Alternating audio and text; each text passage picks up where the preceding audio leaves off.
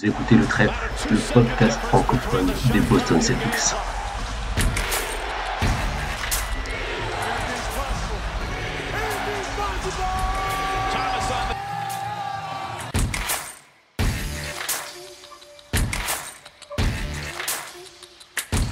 C'est marrant parce qu'en basket, quand Boston est champion, Xavier, on a l'impression que le trophée rentre à la maison.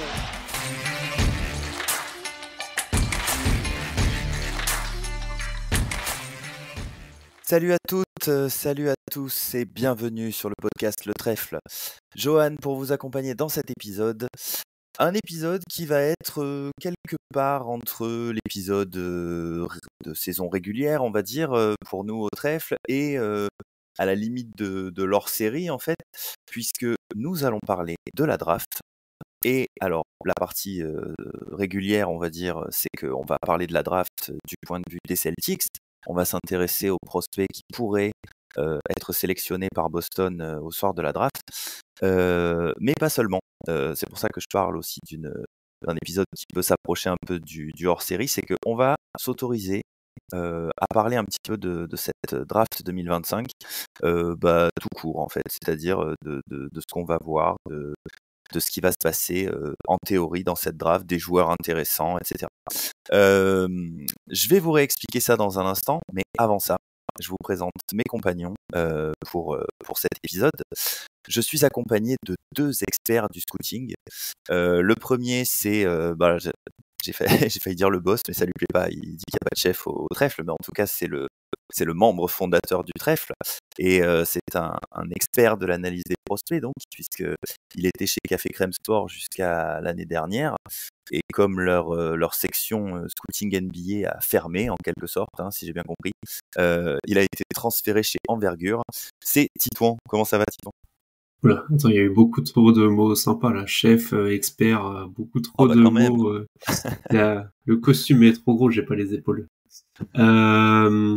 Merci en tout cas pour tous ces mots élogieux.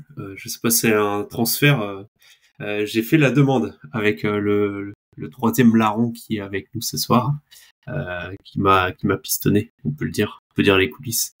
Mais ça va très bien et toujours content de parler de draft, surtout qu'avec la blessure de Tatum, ça va, je pense, vraiment nous concerner cette année et possiblement l'année prochaine, encore plus que les autres années. Donc ouais, vraiment content de faire cet épisode. Et oui, donc tu l'as introduit en quelque sorte, puisqu'on parlait d'envergure. C'est un plaisir pour moi de l'accueillir ce soir parce que c'est un ancien de chez nous qui revient nous faire un coucou pour cette occasion spéciale et vous allez être ravis de retrouver sa douce voix. C'est Pierre. Comment ça va, Pierre? Bah écoute, ça va très bien. Alors comme Titefond, pareil, le mot spécialiste me dérange un peu. Amoureux, pourquoi pas. Spécialiste, je suis pas sûr.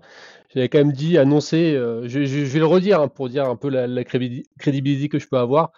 J'avais quand même dit au moment de la draft de Haliburton que j'y croyais pas du tout, donc comme quoi on peut se tromper aussi. Bon voilà, amoureux de la draft certainement, du scouting aussi. Et puis bah écoute, très content de revenir après être parti depuis un an, même si on a gardé contact évidemment. Toujours un plaisir de parler scouting, de parler prospect, de parler draft d'une manière générale. Donc fidèle au poste. Écoute, merci beaucoup d'être avec nous pour cet enregistrement. Modeste en tout cas, tous les deux. C'est expert, je sais pas, mais modeste, c'est sûr. Pour vous expliquer un petit peu donc le concept de cet épisode, comme vous l'avez compris, le concept du début d'épisode en tout cas. Comme vous l'avez compris, il y a parmi les membres du trèfle des gens qui sont passionnés par l'analyse des prospects, par le scouting. Il y avait Hugo aussi qui nous a quittés en début d'année également. On l'embrasse et tant qu'on est dans... Enfin, qui nous a quittés il est juste parti du trèfle. Il va très bien, il est en vie, il est en bonne forme physique. Ne vous inquiétez pas. Oh là là, c'est vrai que j'ai tourné ça au drame. Donc Hugo qui a quitté le trèfle et qui effectivement se porte très bien, qui est très occupé, qui n'a plus assez de temps pour venir avec nous, mais qui va très bien. On l'embrasse, on en profite pour embrasser Robin, comme ça on aura embrassé tous les anciens. Robin qui va bien aussi, je suppose, j'espère. moi, en fait, je suis un peu tombé dans le scouting l'année dernière. Alors, pour être tout à fait honnête, je m'y suis intéressé surtout parce que quand Marcus est parti pour les Grizzlies, je me suis mis à les suivre avec un petit peu plus de passion. Et quand les Grizzlies ont fait une saison qui était vouée à recruter un pick assez haut, j'ai voulu m'intéresser, savoir un petit peu sur quoi ils allaient pouvoir tomber derrière. Et en fait, le scouting, quand on y est tombé, c'est pas évident d'en sortir. Donc voilà. Bon, après, je précise quand même que quand je dis scouting, j'ai pas vu une seule minute de vidéo. Hein. J'ai absolument pas le temps. Mais je lis une quantité d'articles assez dingue. J'épluche un nombre de big boards et de mock drafts. Je l'ai fait tout au long de l'année. Donc voilà, je m'y suis vraiment intéressé. Et donc j'ai proposé à mes compères de vous servir avec ce podcast. On va pas dire une première partie parce que ça va être plus court, mais on va dire une grosse introduction qui serait en quelque sorte ce qu'il faut savoir avant la draft. Voilà. Donc si, chères auditrices, chers auditeurs du trèfle, si vous n'avez pas spécialement prêté attention à ce qui va se passer dans cette draft, si ça vous intéresse un petit peu mais pas assez pour vous y lancer totalement, vous êtes au bon endroit parce qu'on va essayer de vous donner une petite vue d'ensemble rapide. Et puis si cet épisode pique votre curiosité et que vous voulez en savoir plus, je ne pourrais que vous conseiller d'aller faire un tour chez Envergure, donc où vous trouverez des épisodes de podcast. Alors ce qui est drôle, c'est que chez Envergure, la description officielle, c'est en 20 minutes. On parle d'un prospect en 20 minutes. Pierre, on est d'accord que ça ne dure jamais 20 minutes, hein? Non, au début de saison, ça dure 20 minutes et puis après, on s'intéresse de plus en plus aux prospects les plus cotés. Donc forcément, on essaie d'aller un petit peu plus loin, donc on les dissèque en profondeur. Surtout quand on pense que c'est des premiers tours de draft. Donc à partir de ce moment-là, oui, on peut largement aller sur les quasi. Je crois que le plus long qu'on ait fait, c'est 40 minutes cette année, donc on double par rapport au début, mais c'est à peu près tout le temps comme ça. C'est qu'on peut être assez long, surtout si on voit des choses qui sont différentes, et c'est là où ça devient intéressant aussi, c'est quand les avis se confrontent, qu'on est tous d'accord, ça l'est un petit peu moins, donc voilà. Mais si t'enlèves les parties où Hugues chante, on doit pas être loin des 20 minutes à chaque fois. Hein. Et gros bisous à notre Hugues national, évidemment. Pour le plus grand bonheur de Pierre qui à chaque fois ne sait pas comment affronter ce moment. Exactement. Je ne sais jamais à l'avance ce qui va se passer. C'est toujours terrible. C'est une angoisse, hein, vraiment. Vous vous rendez pas compte. Ah non, mais j'en doute pas. Non, mais il a une belle voix. On lui fait un coucou. Donc voilà, allez faire un tour si vous êtes sur Spotify, sur Deezer, vous trouverez sur vos plateformes de podcast, vous trouverez les podcasts d'Envergure. Vous pouvez aller faire un tour sur le site aussi où il y a des articles, des scouting reports, il y a plein de choses si vous voulez entrer un petit peu plus dans le détail. On peut vous recommander aussi d'aller, pour être très honnête, ça me fait un peu mal de faire de la pub à un fan d'Enix, mais vous pouvez aller prêter une oreille au Dreamcast Show chez Baptiste, donc, où il y a également Azad qui intervient. Donc on les salue également. Chez eux, il y a moins de podcasts, hein, je crois qu'ils sont sur une dizaine à peu près. Ils ont fait une sorte de top 10 de la draft à venir. Les épisodes durent 1 heure à peu près. C'est comme disait Pierre, ça rentre vraiment dans le détail, c'est intéressant. Titouan, tu y es intervenu 2 fois, je crois. 3, je crois. Je fais 3 fois. Kasparas, Vijay Edgecombe et peut-être que 2 fois du coup. J'allais dire Kasparas et Edgecombe, j'ai entendu, mais sinon c'est que j'ai pas écouté l'autre. Non, peut-être que 2 fois du coup. Voilà. On a fait des coucous à tout le monde. On embrasse Elias et Vincent, comme ça tout le monde aura eu son petit check. Et puis on démarre. Alors l'idée, c'est que le podcast ne dure pas 3 heures, hein. On va essayer de ne pas faire trop long. Et vu qu'on va quand même avoir une partie assez importante pour les prospects que nos 2 amis visent pour Boston, hein, on va également proposer des petits scénarios. Il y aura peut-être ce qui pourrait se passer dans le cas d'une montée à la draft, ou bien si les Celtics décident de descendre, au contraire. On a vu un peu tout passer, hein, au niveau des infos. On ne sait pas trop à quoi s'en tenir parce qu'il y a eu des des tweets qui annonçaient que Boston cherche à monter à la draft, d'autres qui disent que non. Donc voilà. En tout cas, il y a du boulot. Donc on va rapidement faire quelques petites questions-réponses pour vous dire l'essentiel à savoir pour cette draft. Et ensuite, on s'intéressera aux prospects visés par Boston. On commence par le commencement. Le numéro 1 de cette draft, c'est sûr, c'est certain. Il sera appelé en premier dans cette draft. Même si Nico Harrison pète un câble et qu'il décide de transférer son first pick, bon, on n'est pas sûr qu'il en soit pas capable. Mais en tout cas, ce jeune homme, c'est Cooper Flagg. Cooper Flagg qui va être aussi intéressant pour les fans de Boston. Alors j'ai essayé, pour justifier de parler de tous ces joueurs, j'ai essayé de trouver un angle d'attaque pour comment est-ce qu'il pourrait intéresser les fans de Boston. Bon, j'en ai pour le 1 et pour le 2, après j'en ai plus, donc j'ai vite laissé tomber. Mais en tout cas, Cooper Flagg, c'est un jeune homme qui vient du Maine. Alors pour ceux qui ne sont pas calés en géographie des États-Unis, le Maine, c'est un tout petit état au nord-est des États-Unis. Et en fait, la plus grande ville, ou en tout cas la première ville, la ville la plus proche qui a une équipe NBA, c'est Boston. Donc il se trouve que Cooper Flagg était fan de Boston quand il était jeune. Et puis il y a une deuxième raison qui pourrait être intéressant pour nous, mais ça on en parlera un peu plus tard. Pierre, à toi l'honneur. Je laisserai peut-être Titouan éventuellement compléter plus tard. Explique-nous rapidement pourquoi Cooper Flagg est le numéro 1 de cette draft. Bah, si on veut être très rapide, on dit talent générationnel. Et puis on a tout dit. Et puis voilà, on est en présence d'un ailier de grande taille, un gars qui sait absolument tout faire à un niveau exceptionnel. Et l'idée défensivement, alors offensivement, il y a eu des bas et des hauts. Surtout, ça a commencé assez doucement, notamment au tir, au pourcentage d'adresse. Mais il n'y a pas grand-chose sur un terrain que ce garçon ne puisse pas faire. Et surtout, c'est que le gros avantage de Cooper Flagg, c'est qu'il va dans n'importe quel roster NBA. Vous le mettez n'importe où, ce garçon va être productif. Ça, il n'y a pas beaucoup de joueurs qui ont... Je veux dire, il a une palette qui est tellement large qu'en fait, il trouvera forcément un moyen.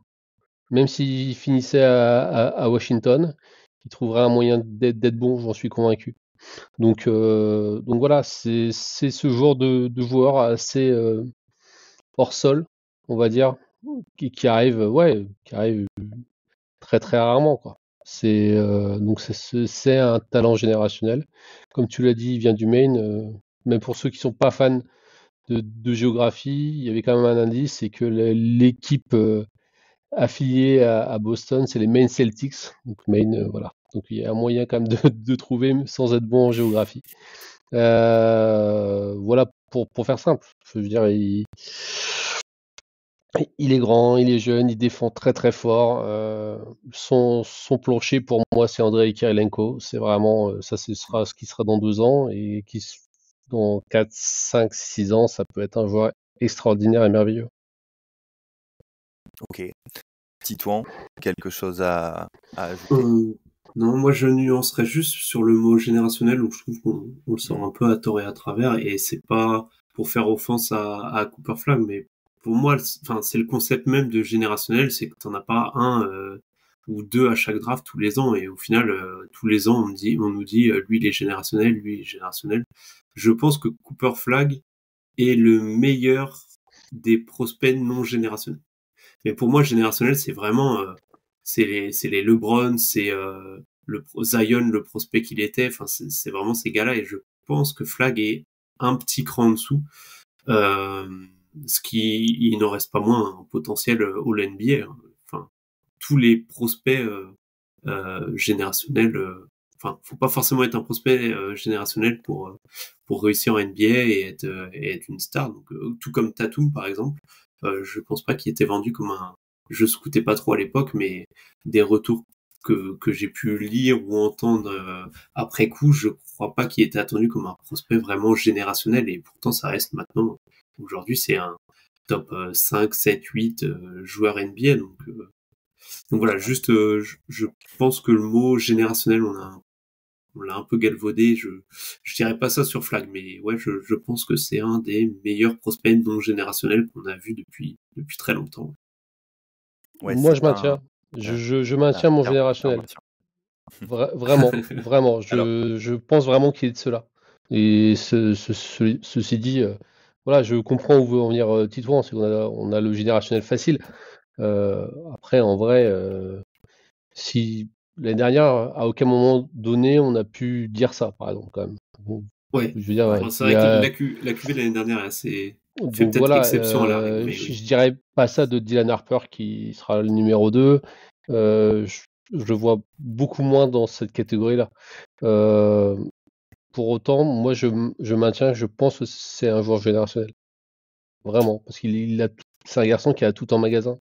Je veux dire, on dessinerait un joueur de basket, un ailier moderne aujourd'hui, on dessinerait Cooper Flag. Tous les jours. Tous les jours. Ouais, c'est ce que disait Hugues d'ailleurs. Il disait en gros, tu te mets sur 2K, tu fabriques ton joueur C'est parfait. vrai. C'est vrai, c'est ce qu'il disait, ouais. C'est Cooper Flag. Ok. C'est Alors, c'est vrai qu'il a un peu ce côté. Bon, on va passer à autre chose après parce que sinon les gens vont se dire qu'est-ce qu'on on est plus sur le trèfle, on s'est trompé de podcast. Mais c'est vrai qu'il y a un côté, par contre, avec Flag où t'as l'impression qu'il a vraiment zéro défaut en fait, et que même les trucs qu'il fait pas trop bien, en fait, il les fait quand même assez bien. Juste, il les fait pas parfaitement, c'est pas élite, mais il les fait assez bien. Et donc il y a un côté, le mec a aucun défaut en fait. juste une petite question justement, parce que j'avais un autre angle d'attaque qui pouvait intéresser les fans des Celtics. Je ne sais pas si vous partagez cet avis. Apparemment, pas tout le monde est d'accord là-dessus, mais j'ai entendu qu'en gros, il peut viser, alors pas forcément au niveau du style de jeu ou maintenant ou par rapport à quand le joueur dont on va parler est arrivé en NBA ou etc. Mais qu'en gros, il pourrait viser d'être une sorte de Jason Tatum, justement, une fois que ce sera un produit fini. Est-ce que c'est une comparaison qui vous parle ou pas du tout? Moi, non, pas trop. Après, je vois vaguement l'idée, dans le sens où je pense pas que ce soit un scoreur naturel. Je crois pas que ce sera un joueur qui sera meilleur scoreur de la NBA pendant une année, par exemple. Je le vois pas comme ça. Par contre, c'est un garçon qui peut approcher faire une saison en 25-9-9, par exemple. Je pense ça j'y crois plus, par exemple. Ou 22-9-9 ou un truc comme ça. C'est-à-dire quelqu'un qui va remplir absolument, être à la fois le meilleur attaquant de son équipe et à la fois le meilleur défenseur. Ils sont pas nombreux dans cette catégorie-là. Donc, et ça, lui, Ce qui est un peu le cas de Tatum sur certaines saisons. ce qui est un peu le cas de Tatum, mais c'est pour ça où je vois le truc. Mais là, je pense que lui peut l'être dans défensivement dans un impact encore plus grand, vraiment. Ouais. Ouais, c'est vrai que après, oui, je pense qu'il y a le côté en plus fan des Celtics qui vient du Maine, donc je pense que la comparaison avec Tatum est un peu liée à ça. En plus, qu'a fait Duke. Moi, je peux voir la comparaison, mais c'est vrai que je rejoins Pierre sur le côté. Je pense que Flag sera un meilleur défenseur que Tatum.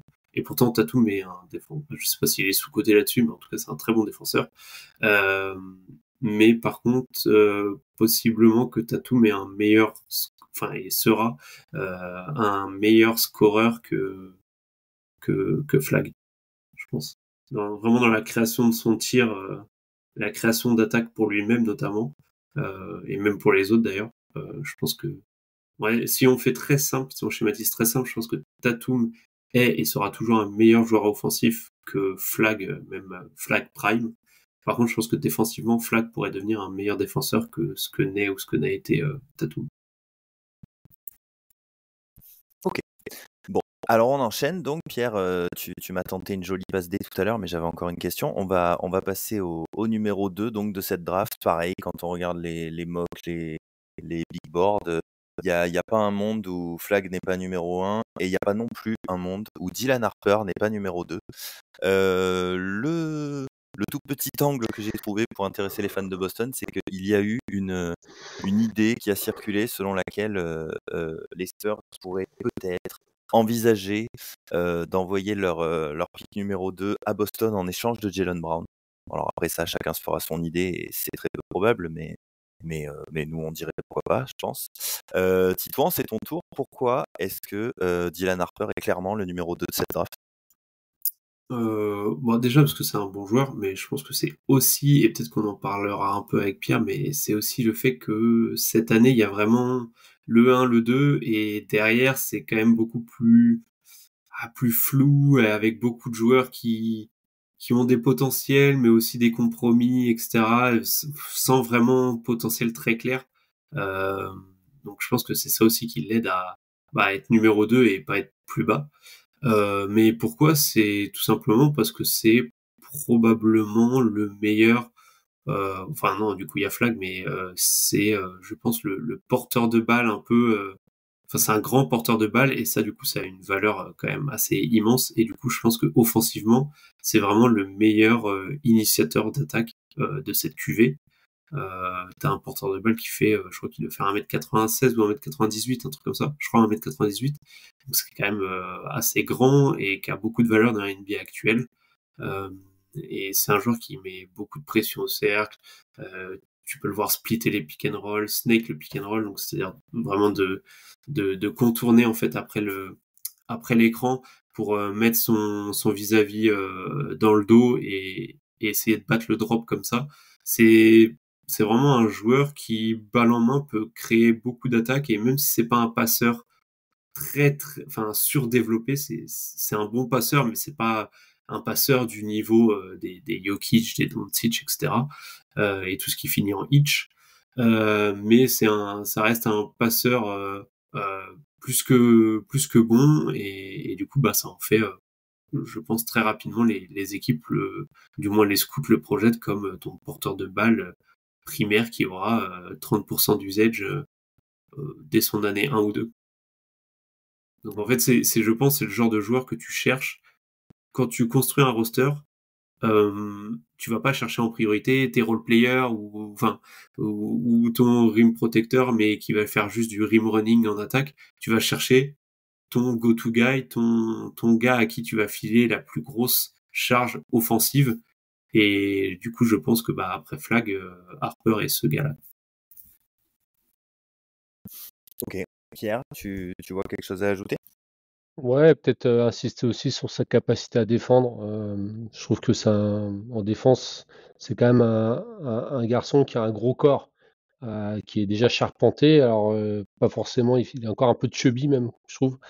Mais bon, c'est aussi, on l'a pas précisé, mais c'est le fils de Ron Harper, donc il n'est pas n'importe qui non plus.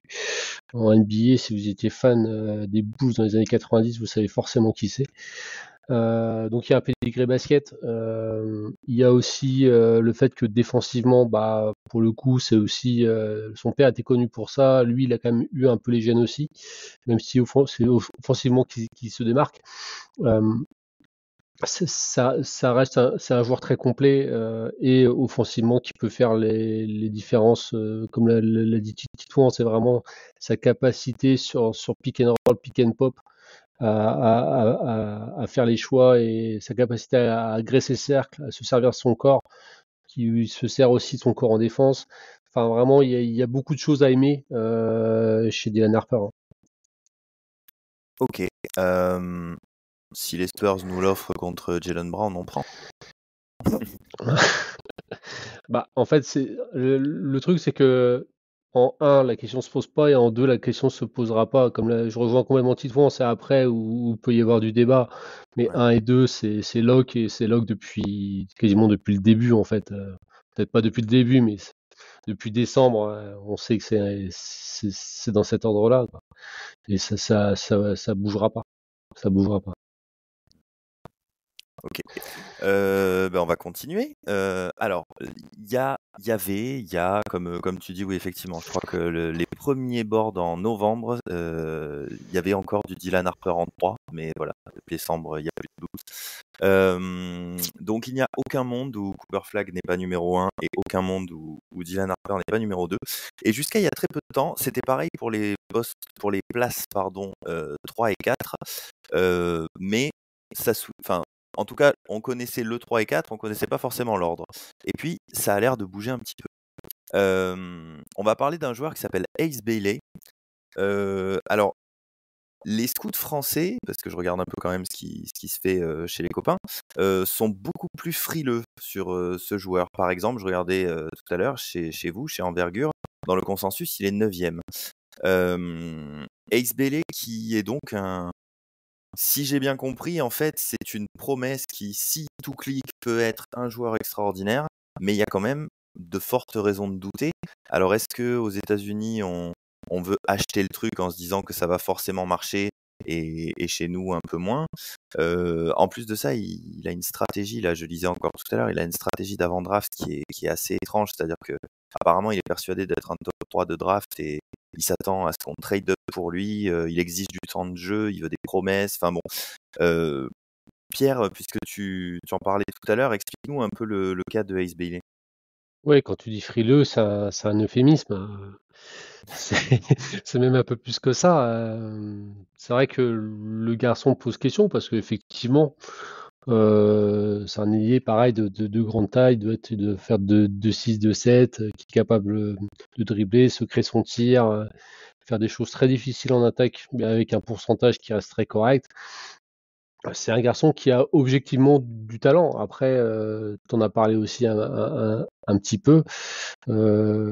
En fait, il était, comme Diane Harper, on l'a pas précisé, mais ils étaient tous les deux dans la même fac à Rutgers, qui est un peu, ils ont un peu tiré le gros lot cette année parce que c'est pas forcément un programme ultra connu en termes de prospects NBA en tout cas.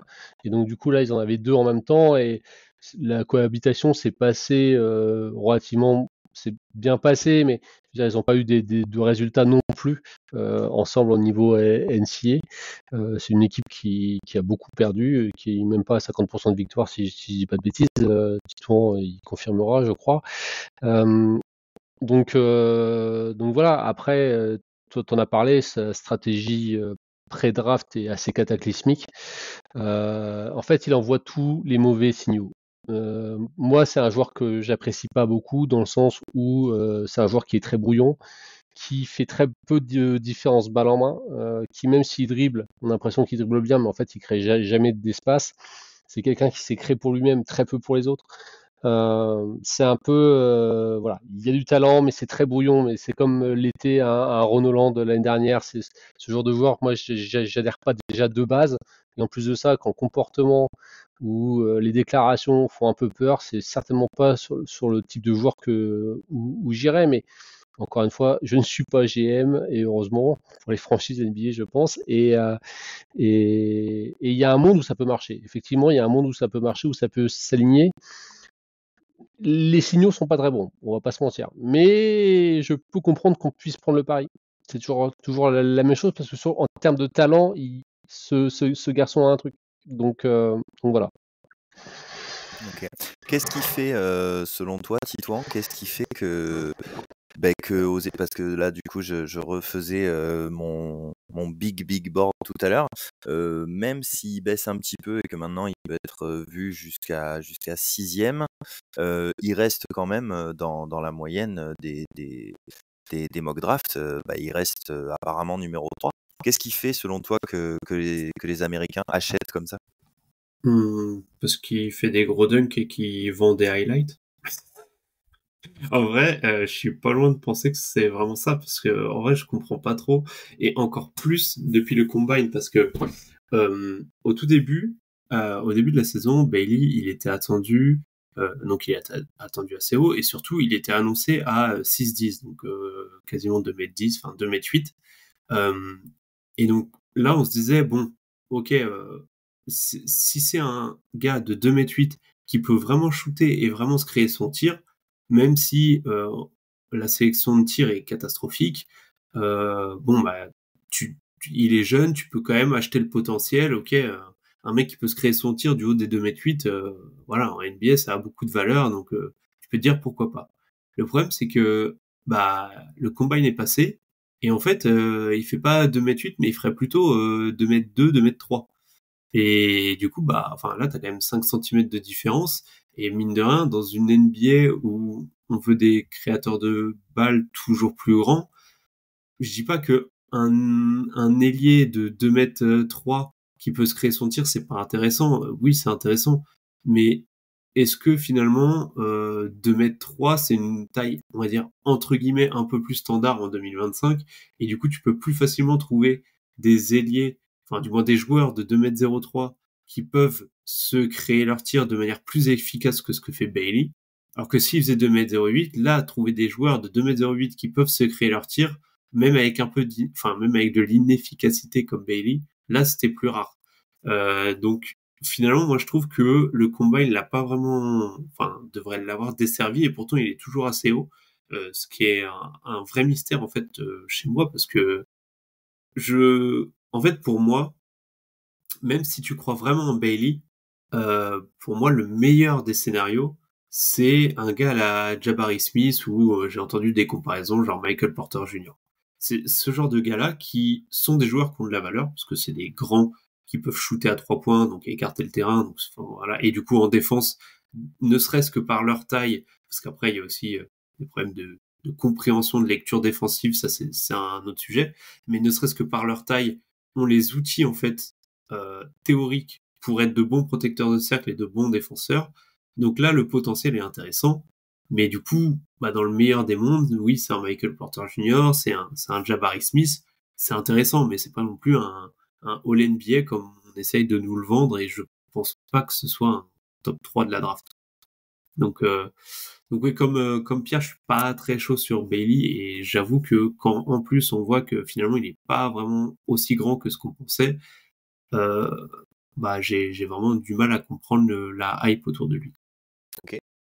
Le suivant sur la liste, qui va apparemment lui disputer la 3e place, c'est Vijay Edgecombe. Titouan, t'es plus chaud du coup?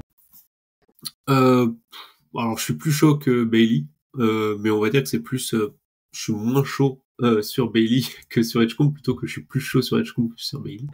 Dans le sens où Edgecombe c'est un joueur qui peut être intéressant, mais là encore moi je suis peut-être un peu plus bas que la moyenne, parce que c'est un joueur qui est très explosif, très vertical. En fait, il a une grosse verticalité, mais toutes les qualités athlétiques ne sont pas aussi élites que ce qu'on veut nous faire croire. Notamment, par exemple, je pense au premier pas, donc l'explosivité plutôt horizontale, qui en fait elle est bonne, correcte, mais c'est pas non plus des premiers pas, c'est pas Russell Westbrook prime, quoi.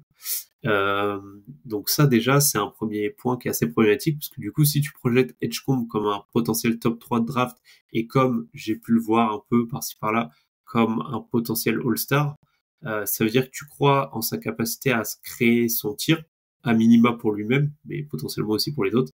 Et en fait à l'heure actuelle il peut pas se créer son tir, ni pour lui ni il peut pas créer non plus pour les autres.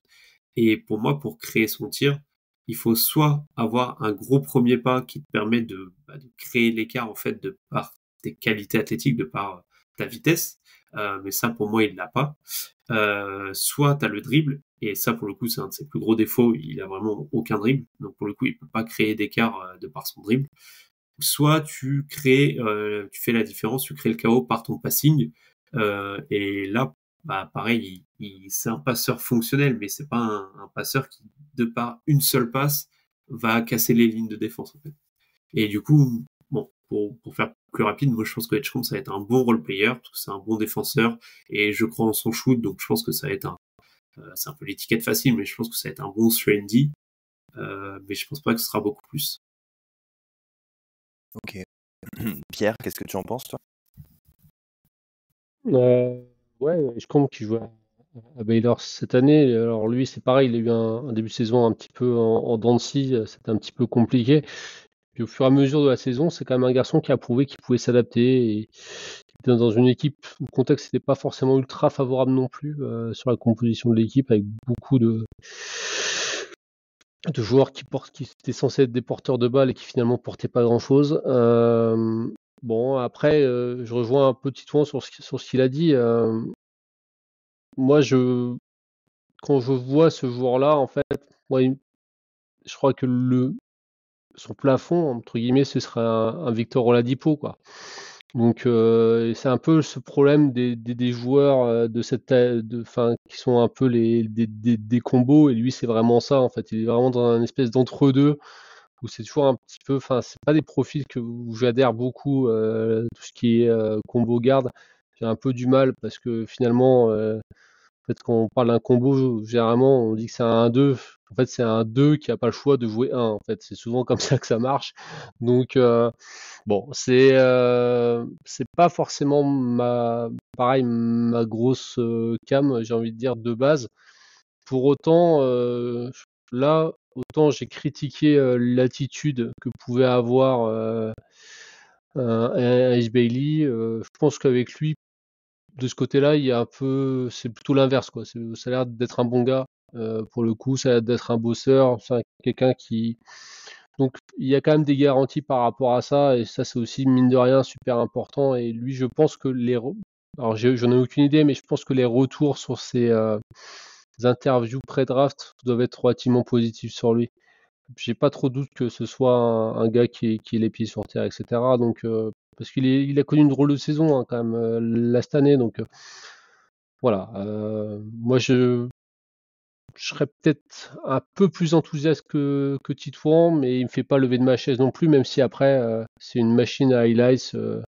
Vous allez voir des gros posters cette année. Vous faites VJ Combe highlights, vous allez voir des trucs sympas. Hein. Ok, bon, merci Pierre.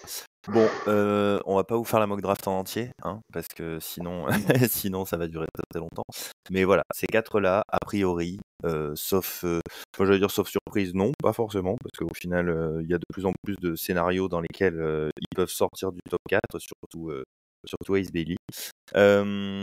Derrière eux, on a 6 joueurs qui peuvent, selon certains, rentrer dans le top 4, être placés 5e pour certains. Ils y sont presque tous, selon enfin, ils y sont presque tous au moins une fois, selon les différentes mock drafts qu'on regarde. Est-ce que dans cette espèce de groupe de poursuivants, là, il y a un joueur qui vous emballe particulièrement? Bah après, je sais pas, déjà, je sais pas qui Titouan voit 3, mais pour moi, en 3, moi j'irais sur Trey Johnson, le joueur de Texas. Scoreur dans l'âme, c'est un garçon qui a mis que des tirs difficiles cette année. Alors les choix sont pas forcément excellents dans ses prises de choix offensifs, mais c'est un garçon qui met du panier assez sévèrement. Donc c'est quand même, ce garçon a un talent pour ça qui est assez extraordinaire. Et je crois que quand on a fait l'épisode sur Envergure, Manu parlait de Devin Booker et j'ai revu des matchs là et de plus en plus je vois le truc quoi. C'est vrai que ce côté être capable de tirer dans n'importe quelle position est vraiment assez impressionnant. Moi c'est quand même moi j'irais sur ce garçon là en fait en 3 moi personnellement, mais après je sais pas. Il y a d'autres joueurs intéressants hein, mais je trouve que lui offensivement c'est une catégorie qui est quand même relativement rare, donc j'achète la rareté quoi. Donc pour moi ce serait mon numéro 3. Ok. Moi je l'ai un tout petit peu plus bas, je l'ai 5e dans mon board, parce qu'il y a ce côté difficulté à accéder au cercle qui m'embête un peu. Par contre, bon, je rejoins Pierre sur le fait que je pense que c'est un excellent shooter et je pense qu'il shootera en NBA et il est capable de se créer son tir. Donc voilà, après, il est jeune, donc après c'est au front office, enfin plutôt au coaching staff d'essayer de lui faire bosser, on va dire d'épurer sa sélection de tir, mais du coup ouais, je l'ai un peu plus bas par rapport à ça. Moi en 3 j'ai Kasparas Jakusionis, qui est du coup un grand porteur de balle lituanien, mais avec des, je vais pas dire des compromis, mais un peu des craintes au sujet de son physique et surtout des pertes de balles, qui sont d'ailleurs assez liées à son physique, parce qu'en fait il perd pas beaucoup de balles sur son passing, mais plus sur son dribble, où en fait dès qu'on joue un peu physique sur lui, il tient pas trop son dribble, il perd beaucoup la balle là-dessus. Mais je pense qu'en NBA, se tailler un physique, c'est pas la chose la plus dure, donc c'est pour ça que j'y crois pas mal. Mais sinon, non, dans les joueurs pour lesquels je crois beaucoup, et j'ai entre Kasparas et Trey Johnson, c'est Con Knuppel, où pour le coup, je trouve que alors j'allais dire, on n'en parle pas assez, mais je trouve que ces derniers temps, il est pas mal remonté dans les mocks. Mais c'est un joueur qui pâtit beaucoup de son physique, parce qu'en fait, quand on le regarde, on a plus l'impression que c'est un fan néerlandais qui est au bord de la route pour supporter le Tour de France, que vraiment un basketteur professionnel. Mais c'est un joueur qui, bah, typiquement, quand on le regarde, il y en a beaucoup qui vont dire ah ouais, mais lui, il est un peu pâteau, il a pas les qualités athlétiques, alors qu'en fait, bah, athlétiquement, il est plutôt bon. Je vais pas dire qu'il est élite, mais c'est un joueur qui est assez sous-estimé, pardon, sur ses qualités athlétiques. C'est un joueur qui peut créer un peu, notamment sur pick and roll, où on a vu pas mal de passes lobées avec Malwak.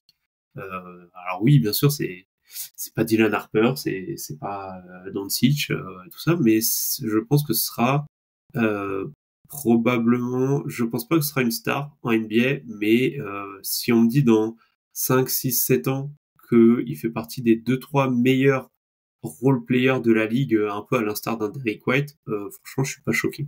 Je pense que c'est la meilleure non-star de cette QV. Bon, ça fait déjà une jolie perspective. Ah oui, bah, je suis très chaud sur lui, personnellement. Oui. Ouais. Pierre, tu l'aimes bien aussi? Ouais, c'est un joueur que j'aime beaucoup. Après, j'ai presque, enfin, moi, ça m'ennuie. J'ai pas envie de le mettre si haut en fait. C'est juste que je trouve que voilà, c'est un très bon joueur qui sera utile et qui pourra, s'il est préservé des blessures, etc., qui pourra avoir une longue carrière en NBA. Ça, j'ai pas trop de doute sur ça. Après, c'est pas quelqu'un qui a du star power, comme disait Titouan, et c'est vrai que son physique peut sans doute l'en empêche aussi. Ce sera un très très bon joueur. Il n'y a pas de souci sur ça. Je pense que c'est un garçon qui a tout en magasin, qui peut faire plein de choses et qui peut être un petit peu dans un mood. Et c'est quand on en a parlé sur Envergure, c'était ça. C'est un peu un Derrick White-like, à savoir que c'est un mec qui de toute façon mettra des tirs et qui en plus de ça peut faire plein de petits autres trucs à côté. Après, ce sera pas le meilleur défenseur de l'année non plus, mais c'est quelqu'un qui saura se rendre utile. Ça, il y a pas trop de soucis sur ça. Donc moi, je l'ai un peu plus bas parce que voilà, moi c'est une question de philosophie après. Hein, quand tu draftes un mec, si tu vas sur le meilleur potentiel disponible. Pour moi, le potentiel, il n'y a pas un écart fou entre le plancher et le potentiel. Enfin, en tout cas pour moi, pour lui en fait. Donc c'est pour ça que j'irai sur d'autres profils. Mais après, ce sera un très bon joueur. Il n'y a aucun souci. C'est un choix en fait. Si tu sais pas trop, j'ai envie de dire, prends-le en fait. Si en 4, 5, tu sais pas trop qui prendre, prends-lui, au moins tu sais que tu feras pas une connerie. Ça, c'est un choix, c'est le choix safe par excellence de cette draft pour moi. Vous savez que, alors c'est peut-être un peu clivant, mais je viens d'y penser juste maintenant là, en discutant de lui. En France, ce sera peut-être mal vu, mais je pense que Knuppel, s'il se présente à un draft l'année dernière, enfin, tu le mets dans la QV de l'année dernière, je pense qu'il est numéro 1 en vrai. Enfin, moi, je pense que je le prends numéro 1. C'est pas pour faire offense à Sarr ou Rizaché, mais en vrai, je pense que le plafond est pas forcément plus bas qu'un Rizaché ou un Sarr. Ah, moi, je le mets dans le même lot, dans le même tiers. Ouais, Pour moi, oui. c'est du même tiers. Alors, oui, tu peux le mettre, 1 à 4 selon les goûts et les couleurs, et il n'y a pas de souci. Mais oui, c'est le genre de prospect que tu peux mettre dans le même tiers. On est d'accord. Sur la projection à long terme, c'est vrai que c'est un garçon qui donne beaucoup de garanties, je trouve. Donc, encore une fois, c'est un choix safe. Si tu cherches une superstar, si tu es en quête d'une superstar, tu vas pas le prendre par contre. C'est toujours ça le truc, quoi. Peut-être que d'autres ont peut-être plus une chance d'avoir ce truc-là que lui. C'est juste ça. Ok. Bon, on va avancer un petit peu. Pour terminer, donc, je vous conseille à nouveau, si ça vous intéresse, d'aller faire un tour sur Envergure ou sur le Dreamcast Show, ou les deux. pour entendre parler donc des éventuels prospects qui formeront certainement le top 10 de cette draft. On peut citer Kaman Maluak, on peut citer Jeremiah Fears, Yakution Mystic, on en a parlé. Il y a Carter Bryant et Colin Murray-Boyles qui sont peut-être des joueurs qui peuvent créer la surprise. Moi, je les ai 11 et 13, mais il y a pas mal de mocks où ils percent un petit peu ce plafond-là et où ils entrent dans le top 10, donc à voir ce que ça donne. Il y a juste un joueur dont j'aimerais bien qu'on dise un mot rapidement, parce que moi c'est un joueur qui m'intrigue beaucoup. Et Pierre, le petit tacle à Washington tout à l'heure, c'est un joueur qui peut parfois être projeté à Washington, justement parce que apparemment ce serait un bon complément à Alex Sarr. Moi je sais que l'équipe de Washington, même si c'est très moche, ils me font kiffer parce qu'il y a beaucoup de jeunes et que il y a du potentiel et que tu te dis que si tout le monde progresse bien, ça peut finir par donner quelque chose de sympa. Qu'est-ce que vous pensez de Derrick Queen? Moi j'ai vu passer, alors pour le coup 6e ce serait certainement très haut, mais j'ai vu passer que Washington pourrait tenter le pari dans le sens où ce serait l'idéal, je sais pas, mais en tout cas ça pourrait être sympa à côté d'Alex Sarr, parce que en gros l'un compenserait les faiblesses de l'autre et apporterait les qualités inverses. Qu'est-ce que t'en penses toi, Pierre? Ouais, c'est pas. Je vois le raisonnement, ça paraît pas déconnant sur le papier. Après, dans la réalité, je sais pas comment ça se passerait forcément, mais euh, il- je crois que Hugues est très haut sur lui, hein. Je pense que Hugues, il doit l'avoir 3, je crois, chez Oui, Envergure, je te si je dis confirme, pas j'ai de regardé tout bêtises. à l'heure, il l'a 3, ouais. Très très haut. C'est ce truc de pivot hub offensif, quoi, qui est capable de générer de l'attaque à tout va. Je sais pas. Moi, c'est vraiment un joueur sur lequel j'ai du mal à avoir un avis, moi, personnellement. Il y a des trucs que j'aime bien, il y a des trucs que j'aime beaucoup moins. Et j'arrive pas du tout, pour le moment, à le projeter. C'est un joueur qui m'inspire pas. C'est pas ça. Je trouve que c'est un bon joueur, mais j'arrive pas à le voir au niveau au-dessus, à le voir avec la même domination qu'il a pu montrer par moment en NCAA cette année. J'ai beaucoup de mal à le projeter, lui. Pour le coup, c'est vraiment, j'ai pas trop, parce qu'encore une fois, c'est comment ce joueur-là, en fait, moi, mon problème avec Derrick Queen, c'est celui-là, c'est que si il est dans une équipe où il a pas la balle à chaque attaque, à quoi il sert? Et moi, c'est ça le truc que j'ai, ce problème-là. Parce que défensivement, c'est pas le meilleur défenseur de l'année. À quoi il va servir s'il a pas la balle? Moi, c'est toute ma problématique avec Derrick Queen. Après, quand il a la balle, il en fait souvent bon usage, il n'y a pas de problème. Mais est-ce que on va lui donner la balle en NBA? Ça, j'ai plus de mal à savoir. Et donc, lui, pour le coup, mais c'est vrai que Washington, c'est vrai que Sarr pourrait compenser les défauts de Queen et inversement. Sur le papier, en tout cas, ça marche. Mais après, dans la réalité, c'est autre chose. Mais pourquoi pas? Franchement, s'il est dispo, s'ils vont dessus, je dis bravo. Ok. Titouan, tu approuves? Ouais, je rejoins Pierre, je suis pas fan non plus, je sais même plus où il est dans mon board, mais loin. Je crois il doit être 20e ou un truc comme ça. Enfin, il est assez loin, parce que, ouais, je rejoins Pierre sur le côté, en fait, ce genre de profil, effectivement, soit faut lui donner la balle, soit dans ce cas-là, il est, entre guillemets, inutile, ou du moins très peu utile. Et en fait, tout le problème réside dans est-ce qu'il y a une équipe, et si oui, laquelle, et à quel niveau de la draft elle va être, qui va vouloir filer 28-30% d'usage à Derrick Queen et en faire alors je mets des gros guillemets, vous voyez pas, mais je mets des gros guillemets, en faire leur Sengun, Sabonis, ce genre de gars-là. Bon, Jokic, mais Jokic c'est notre planète, quoi. Là, on parle de joueur de basket, on parle d'être humain. Mais ouais, est-ce qu'il y a une équipe qui va vouloir en faire son Sengun, son Sabonis? Je pense que c'est ce genre de rôle qu'il doit, enfin, qu'il espère, en tout cas, c'est le genre de profil.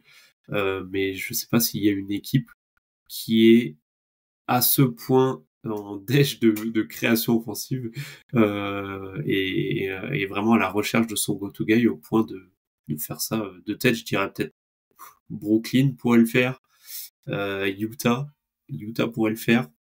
Mais à part ces deux-là, Washington, tu vois, ouais, en vrai, ils ont pas vraiment leur créateur primaire, donc pourquoi pas. Mais pour le coup, je sais que Baptiste, lui, est très chaud sur Derrick Queen à Washington. Défensivement, ça peut être super intéressant. Enfin, ça peut être vraiment un truc de malade. Par contre, offensivement, j'ai du mal à voir comment Koulibaly, Sarr, Queen, comment tout ça, tu le fais marcher ensemble. T'as pas vraiment de spacing.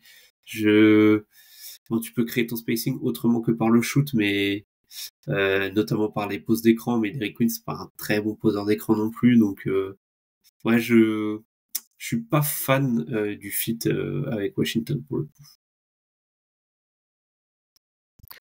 Ok. Bon allez, on enchaîne parce que j'avais promis que j'essayais de faire en sorte que ça dure pas trop longtemps, mais vous parlez beaucoup, hein, vous prenez au jeu, c'est sympa. Deux derniers petits points, vraiment très rapidement. Il y a pas mal de Français qui sont attendus au premier tour de cette draft, donc bon, on n'est pas sans être particulièrement chauvin, on va quand même en dire un petit mot.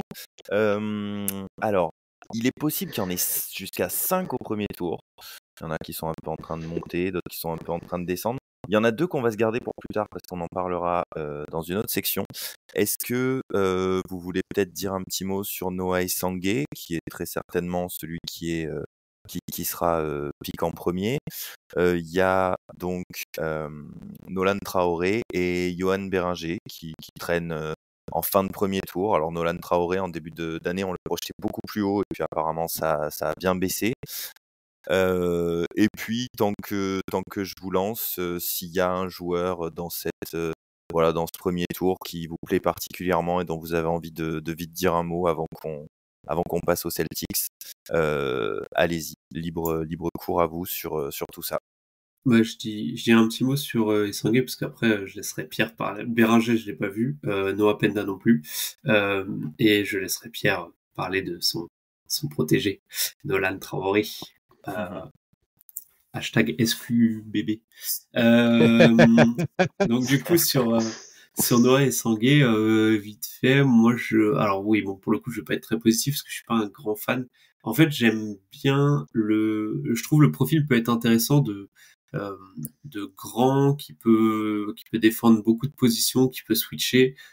C'est super intéressant. C'est plus offensivement où en fait il a ce profil de finisseur, de très bon joueur de transition et de très bon cutter qui peut être super intéressant, mais je suis pas aussi haut que beaucoup et notamment je lui prête pas le potentiel que beaucoup peuvent lui prêter. Tout simplement parce que j'ai l'impression que le seul argument sur il a un potentiel qui peut vraiment être ouf, c'est son âge. Et effectivement, je crois que Noah Essanguet doit être le 3e ou 4e joueur le plus jeune de la draft. Donc effectivement, il est vraiment très jeune. Mais pour moi, juste l'âge ne suffit pas comme argument pour dire... Enfin, tous les joueurs qui sont jeunes ne sont pas forcément... Enfin, n'ont pas un potentiel de fou, en fait. D'ailleurs, petite précision, tous les joueurs qui sont vieux... Enfin, tous les prospects vieux, ça veut pas forcément dire qu'ils n'ont pas de potentiel non plus. Mais bon, bref. Et du coup... j'ai lu beaucoup de trucs sur Essanguet comme quoi ouais mais t'as vu comment il a progressé ces 2-3 dernières saisons et il est encore jeune donc vraiment on peut se dire s'il continue sur cette trajectoire, j'ai vu les compas là, Siakam, Giannis qui m'ont un peu fait sauter de ma chaise. En fait moi le seul truc que j'ai envie de dire c'est que oui c'est très bien il a progressé sur tes 2-3 dernières saisons mais bah oui un joueur qui a progressé quand il avait 16, 17, 18 ans j'ai envie de dire je veux pas dire c'est normal, mais oui, enfin, c'est la courbe logique de progression, en fait. T'as 16, 17, 18 ans, c'est l'âge où tu progresses le plus, en fait. Donc, pour moi, il y a rien de surprenant à avoir un prospect qui progresse beaucoup entre ses 16 ans et ses 18 ans. Après, pour revenir vraiment sur le jeu en lui-même, je pense pas qu'Essanguet sera un joueur capable de se créer son tir. Je pense pas qu'il soit capable de créer pour les autres. Et, je pense pas qu'il ait le shoot. Donc voilà, tout ça me fait dire que du coup en NBA, ça va être un très bon défenseur, ça peut être un bon finisseur près du cercle. Potentiellement, il y a des flashs de passing où on peut se dire peut-être qu'il va y avoir un peu de connecting, mais je pense pas que ça ira au-delà de ça. Et du coup, là j'ai pas trop de comparaison en tête. Aussi, c'est un Josh Hart un peu plus grand. En gros, c'est comme ça que je le projetterais. Ce qui, du coup, en ferait un très bon role player. mais avec quand même quelques compromis, et du coup, je comprends pas trop qu'on le mette, parfois je l'ai déjà vu dans le top 10. Je suis pas sûr que dans cette draft-là, je mets Josh Hart dans le top 10, tu vois, en termes de potentiel, de projection et tout ça. Donc voilà, c'est juste, je suis un peu plus bas, je lui prête pas le potentiel que certains lui prêtent. Ouais. Moi, je l'ai de 8 à 18. Ouais, 18, tu vois, je suis un peu plus. Moi, je serais plus, je sais plus comment je l'ai dans mon board, mais je serais plus aux alentours des 18-20 que des 8-10. Ouais. Pierre, je suis désolé, j'avais oublié ce détail. Évidemment, Nolan Traoré joue à Saint-Quentin, donc bien Ouais, évidemment évidemment. que c'est pour toi. Vas-y. Oui, oui, après, moi je suis un peu plus haut que Titouan sur Essengue. En plus, il a eu la bonne idée, Noah Essengue, d'être bon au bon moment. C'est-à-dire que là, il y a le play-off en Allemagne et il a sorti ses meilleurs matchs là. Donc ça, c'est quand même plutôt pas mal en vue de la draft. Après, moi je trouve que quand même pour un joueur qui est assez long, hein, de mémoire, il fait 2,5, 2,6 je crois. C'est un joueur extrêmement délié et très fluide. Enfin, c'est ça qui est très impressionnant. Je suis un peu plus haut aussi que Titouan sur le shoot. Je trouve que le shoot n'est pas du tout horrible. C'est juste qu'il n'a pas eu trop les tickets non plus cette année pour s'exprimer et qu'il était dans un rôle quand même ultra réduit de défense, courir et faire des cuts. Et c'est un peu le seul rôle où on l'a vu en fait. Donc c'est vrai que pour lui, il faut l'imagination, il faut le voir dans d'autres contextes. Et dans d'autres contextes, quand on a fait l'émission, il se trouve que dans les équipes de France Jeunes, il a été bon. Donc voilà, je pense que je suis un peu plus haut. Après, c'est vrai que les comparaisons qui ont été données par Titouan n'ont absolument pas lieu d'être, évidemment. Pour autant, je peux comprendre que des gens le voient loterie, ça me choque pas. En fait, il y a quand même ce truc de l'athlète long qui peut défendre plusieurs positions, potentiellement faire un peu autre chose. On l'a vu scorer de façon différente. Donc, bon, il y a quand même des choses à gratter. Et surtout, c'est un garçon qui se bat beaucoup sur un terrain. Donc, ça, c'est quand même plutôt sympa à voir. Maintenant, on va passer à Nolan. Donc, ouais, Nolan Traoré, qui a évolué depuis un an au SQBB, qui est arrivé en cours de saison d'ailleurs pour remplacer un joueur américain, Tiger Campbell, qui est bien connu si vous suivez UCLA, vu qu'il a été là-bas pendant 4 ans, qui faisait sa saison rookie et qui s'est pété au mois de mars dernier, avant de rebondir en Allemagne lui aussi. Et ça a été un peu la sensation dès le départ, où il a fait des gros cartons offensivement. Je me rappelle du match au Colisée à Chalon-sur-Saône où j'étais allé, qui s'est fini après prolongation. Il met 26 points, il porte l'équipe à lui tout seul. Il a fait aussi des gros matchs contre l'Asvel l'année dernière.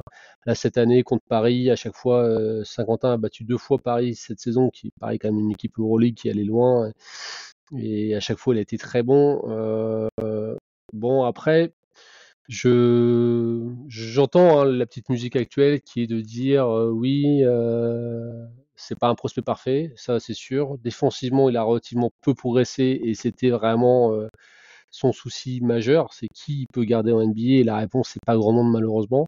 Après, il garde ses qualités offensives qui sont quand même d'un niveau assez impressionnante, à savoir la vitesse, l'explosivité au double pas, la capacité à jouer sur de l'open court, sa lecture sur pick and roll, tout ça où il le fait à très très haut niveau. Alors le shoot n'a pas forcément suivi dans le sens où il est, je sais pas, de mémoire 75% lancé franc, 33% à 3 points. Pour autant, c'est un garçon aussi qu'il faut comprendre dans le contexte, c'est qu'il a connu quasiment tout en un an. Ce garçon n'a pas arrêté de jouer déjà. Donc je pense aussi qu'il a eu des vrais coups de mou parce qu'au niveau physique, c'était un peu compliqué. D'autant plus que Saint-Quentin jouait la Coupe d'Europe. D'ailleurs, il a été élu meilleur jeune joueur de BCL. Donc, ce garçon il a connu sa première expérience pro à Saint-Quentin. Il a fait la NGT, il a fait la prépa des JO. Après, il a fait les équipes de France Jeunes. Il est revenu pour la prépa avec Saint-Quentin, les matchs amicaux, l'ABCL, etc. Il a fait ses premiers matchs en équipe de France A. Enfin voilà, il y a eu une année ultra chargée pour lui. Donc effectivement, Et il y a aussi des moments où on paye tout ça. Et donc, voilà, pour moi, ça reste quand même un joueur hyper intéressant. Je pense qu'il sera jamais connu pour sa défense, mais je pense qu'il a quand même les qualités pour devenir, comment dire, moins négatif en tout cas que ce qu'il n'est par moment, même s'il y a eu une légère amélioration cette année où c'est vrai que l'année dernière, quand il est arrivé, il se faisait cibler tout le temps. Tout le temps, il était sur le terrain et ça s'est vu notamment un match contre l'Asvel où Paresli, dès qu'il fallait marquer des points, il jouait le 1 contre 1 contre lui, ISO, et il le tuait à chaque fois. Donc voilà, s'il arrive à se mettre à défendre, parce qu'en plus il a les qualités physiques pour, il n'est pas très très lourd, mais il a les qualités de pied pour le faire. Je pense que ça peut être un vrai joueur, mais est-ce qu'il va passer le cut? C'est une autre question. Alors oui, il a baissé dans les drafts, dans les mocks, etc. Après, j'attends la semaine prochaine pour voir ce qu'il en est vraiment. Tu le projettes où, toi? Moi, je pense que c'est toujours un top 20, à minima. Je pense que c'est un top 20. Parce que, encore une fois, c'est quand même un garçon qui joue contre des pros, quoi. Et il est quand même à plus de 12 points par match, quasiment 5 passes, quelques rebonds. Et ce qui est marrant, c'est que pour l'avoir vu dans le contexte championnat et BCL, je trouvais qu'en BCL, il était beaucoup plus libéré, étrangement, que en championnat où on a l'impression qu'il, là, à des moments, il ressentait plus la pression. Et en BCL, il a été très très bon contre des équipes quand même assez référencées. Donc, encore une fois, c'est à chaque fois quasiment dans tous les gros matchs contre les grosses équipes, il a souvent répondu présent quand même. Je trouve que c'est quelque chose d'assez rassurant sur sa projection. Johan Bérenger? Très succinctement, parce que pareil, moi j'ai pas vu de match en entier de Bérenger. C'est un peu le secret français le mieux gardé de l'histoire, ce joueur. On voit tout ce qu'on. Moi je peux en dire, c'est qu'on voit un joueur de quasiment 2,10 m qui défend le plomb et qui a une mobilité incroyable. Après, le reste, offensivement, ça reste très très très très brut de pomme, et en même temps c'est complètement normal. C'est un garçon qui joue au basket depuis 3-4 ans. Donc à partir de là, voilà, on peut aussi. Il y a souvent des joueurs comme ça en NBA avec très peu de basket qui sont draftés et qui, quelquefois, qui ont eu du succès, quelquefois non, mais c'est vrai que c'est appétissant parce que défensivement, c'est déjà un joueur qui est très abouti et c'est très étonnant pour quelqu'un qui a aussi peu de basket. Il y a des, comment j'allais dire, des grosses cylindrées quoi, américaines. ESPN, c'est sûr et certain. Et je crois que c'est, je vérifie, c'est The Athletic qui l'ont super haut, quoi. Je crois qu'il est 12e chez ESPN et 14e chez The Athletic. Bon, en moyenne, sur tous les mock drafts que j'ai fait, c'est beaucoup plus, 30, 24, 28, voilà. Mais en moyenne, il arriverait 25e. Mais voilà, il y a quand même des gars qui sont vraiment très très hauts sur lui. Ok, bon, eh ben on va passer à la suite. Est-ce qu'il y a un joueur que ça vous embêterait de ne pas citer avant qu'on passe aux cibles des Celtics, ou c'est bon pour vous? Non, c'est bon, je pense. Non, c'est bon pour moi parce que je me suis arrangé pour en parler, donc tout va bien. Eh ben allez, alors on va partir sur toi, Pierre. Alors, là, normalement, ça devrait être le moment où je vous dis d'ouvrir grand vos oreilles, parce que l'année dernière, Pierre a eu la vision quand on a fait le. Ouais, mais il y a toutes les fois où je les ai pas eu aussi. Ouais, non mais là, on pourrait rester sur un truc positif, Pierre.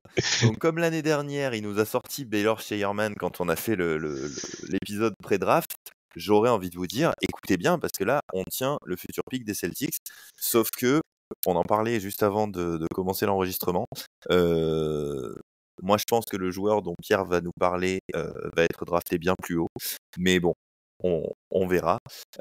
Pierre, tu vas nous parler de Nick Clifford. Ouais, juste un truc par rapport à l'année dernière, c'est que j'avais un peu triché en regardant qui avait fait les workouts avec les Celtics et que j'étais allé sur le joueur que je préférais parmi cette liste-là. Donc c'est comme ça que c'est venu en fait, hein, et Et ne que en révèle plus pas tes secrets, Pierre, s'il te plaît. et en plus les retours de son workout à Boston étaient bons, donc il n'y avait pas trop de doute qu'il était dans la shortlist à minima, quoi. Donc voilà. Oui, donc on va parler de Nick Clifford, qui est un prospect âgé, hein, qui a déjà plus de 23 ans, qui aura quasiment 24 ans quand la saison prochaine va débuter. C'est un ailier de 1m98 pour à peu près 90 kg, super senior, qui n'a jamais quitté son Colorado parce qu'il a commencé à Colorado et il a fini ses 2 dernières saisons à Colorado State. Et c'est un joueur ultra polyvalent et ultra productif. C'est un garçon qui produit des stats à foison. Je vais vous donner sa ligne de stats pour que vous vous rendiez compte. Cette année, c'est 19 points, 9,6 rebonds, 4 passes. Le tout à 49% au tir, 37% à 3 points, 78% au lancer franc. C'est un garçon, c'est un hyperactif sur un terrain. On ne voit que lui quand on regarde Colorado State. Vous ne pouvez pas le rater. Il a un moteur incroyable. Il sait à peu près tout faire. Enfin, en même temps, on lui demande de tout faire aussi. Donc ça pose un peu question sur sa projection à NBA. C'est un garçon qui met aussi des gros posters quand il monte au cercle. Il fait pas semblant non plus. Il a tout pour être un col bleu magnifique de NBA, ce joueur un peu de l'ombre mais qui peut être super important. Après, le plafond n'est peut-être pas le plus haut. Il n'est pas parfait non plus. Notamment, moi, ce qui m'alerte le plus, c'est son maniement de balle. Je pense pas que ce soit quelqu'un qui, en niveau NBA, pourra produire beaucoup pour lui au niveau de son offense. Mais c'est un joueur, quand on regarde l'attitude, etc., qui en renvoie beaucoup de bonnes choses, quoi. Donc, s'il est encore dispo, ce qui est relativement peu probable parce que je pense qu'il va partir un chouille avant, mais voilà, Nick Clifford, c'est le choix que je ferais. Mais après, je suis pas très inquiet parce qu'il y a des profils qui sont pas très très éloignés, qui sont dans les mêmes eaux, qu'on pourrait citer après succinctement, mais voilà. Donc, je vais laisser Titouan s'exprimer sur son choix au pic 28. Ouais.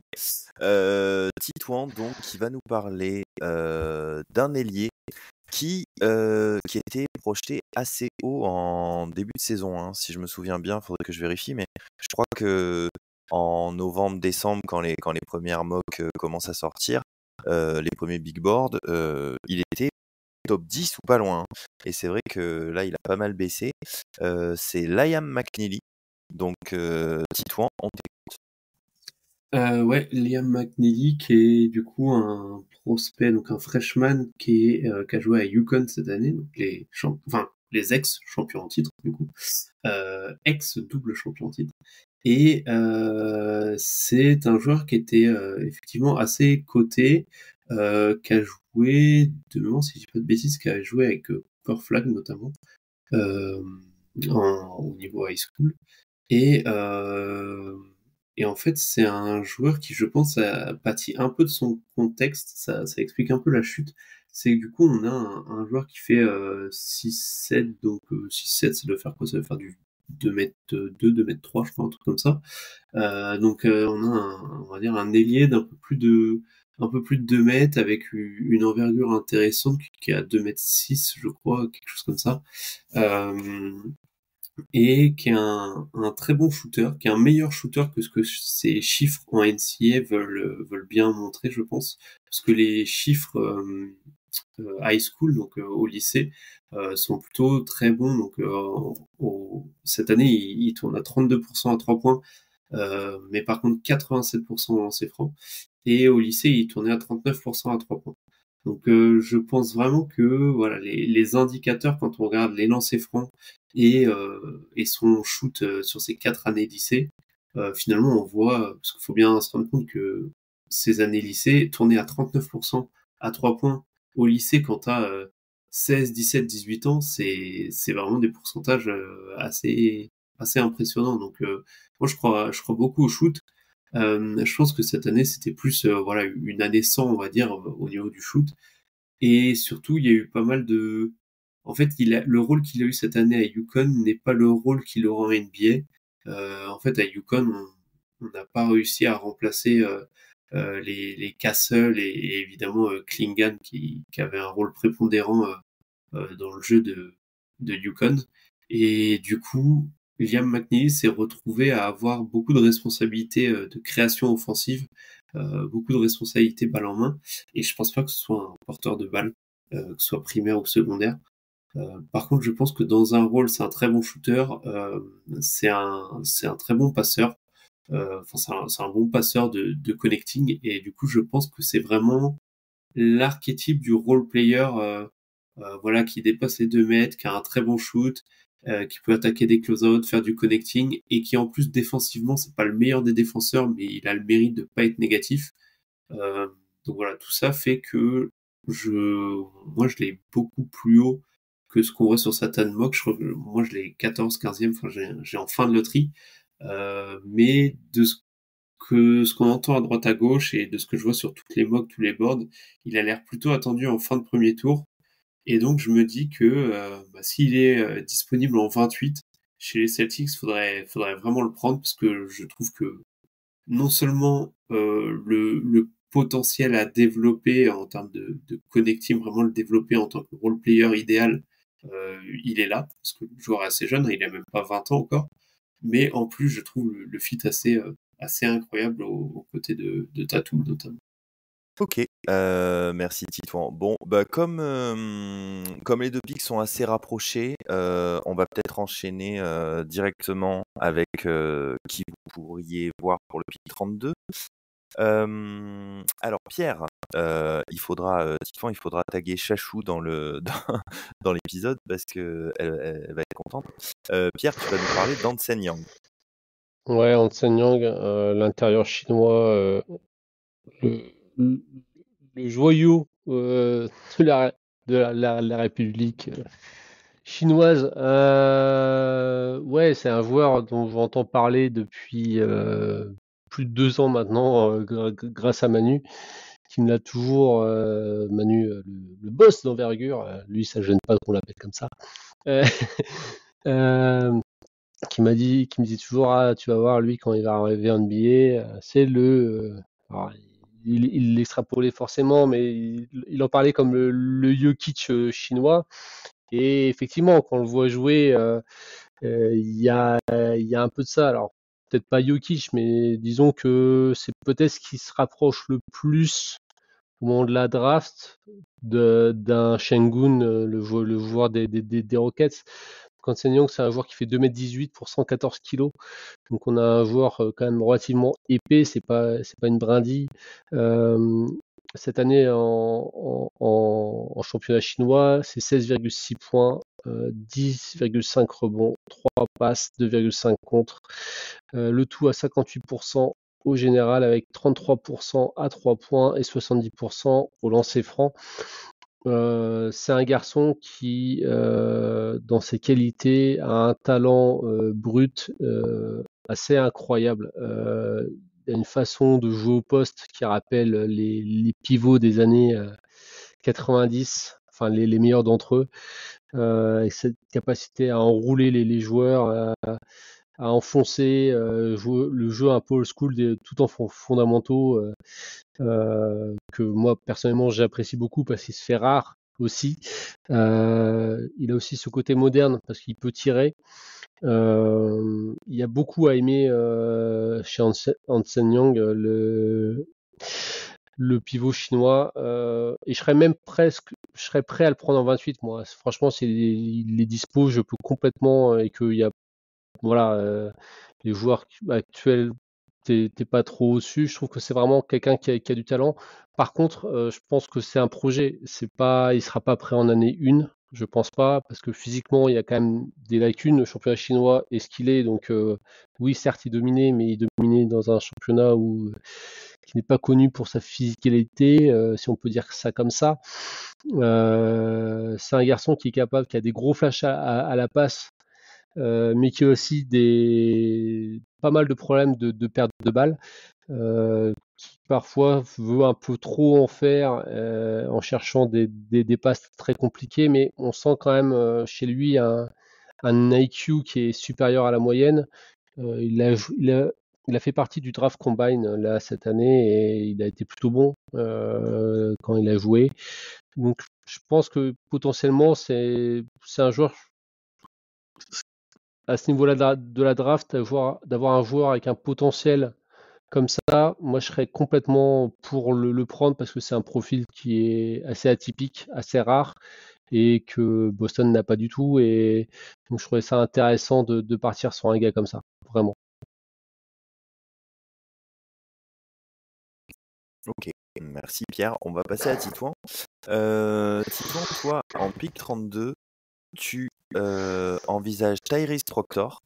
D'ailleurs, c'était ton choix dans la draft à laquelle tu as participé pour QI Basket, mais tu l'avais sélectionné en 28, peut-être parce que McNeely était déjà parti. Donc voilà, vas-y, raconte-nous un petit peu qui est Tyrese Proctor. Ouais, bah c'est exactement ça. Je l'avais choisi dans la draft de QI Basket.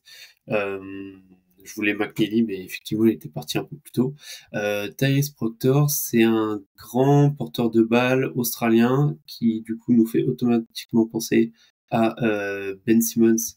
Et l'autre fois, oh putain, Joe, je t'ai demandé son nom et je l'ai encore oublié, c'est ouf. On en Josh parlait Daniels. juste avant. On en parlait en off. Josh Giddey, voilà, merci. Mais qui pour le coup est pas tout à fait le même profil, hein. C'est vraiment juste parce que c'est un grand porteur de balle australien. Du coup, les compas sont assez faciles là-dessus. Et en fait, il est arrivé en étant un joueur assez référencé à Duke, attendu comme un porteur de balle. Finalement, après une saison, on s'est rendu compte que il avait des problèmes, notamment de premier pas, d'explosivité. Et même de dribble qui faisait que finalement en tant que porteur de balle primaire, secondaire, c'était pas si intéressant que ça. Mais par contre, c'est un très bon passeur qui a un très bon QI basket et on l'a vu petit à petit au fil des années universitaires. Il s'est mué en tant que connecteur. Donc il a fait trois ans à Duke. Et du coup, il s'est mué petit à petit en tant que connecteur, où on a vu au fil des saisons que son taux d'usage a diminué. Et pour le coup, son efficacité, elle, a augmenté petit à petit. C'est un joueur qui a pas mal bossé son shoot à 3 points. Et du coup, ce qui m'intéresse beaucoup en lui, alors c'est un profil un peu, en tout cas moi, dans le rôle que je le projette, c'est un rôle un peu similaire à McNeely. Donc je pense pas que si jamais dans un monde où on draft en 28 et en 32, ce serait très judicieux de prendre ces deux-là, parce que je pense que dans l'utilisation, ce serait un peu la même chose, c'est-à-dire un joueur qui va être suffisamment viable défensivement pour pas que tu aies besoin de le cacher, et qui derrière en attaque va mettre ses 3 points et est capable de poser un dribble pour attaquer des close-out, de finir au cercle, ou de faire du connecting.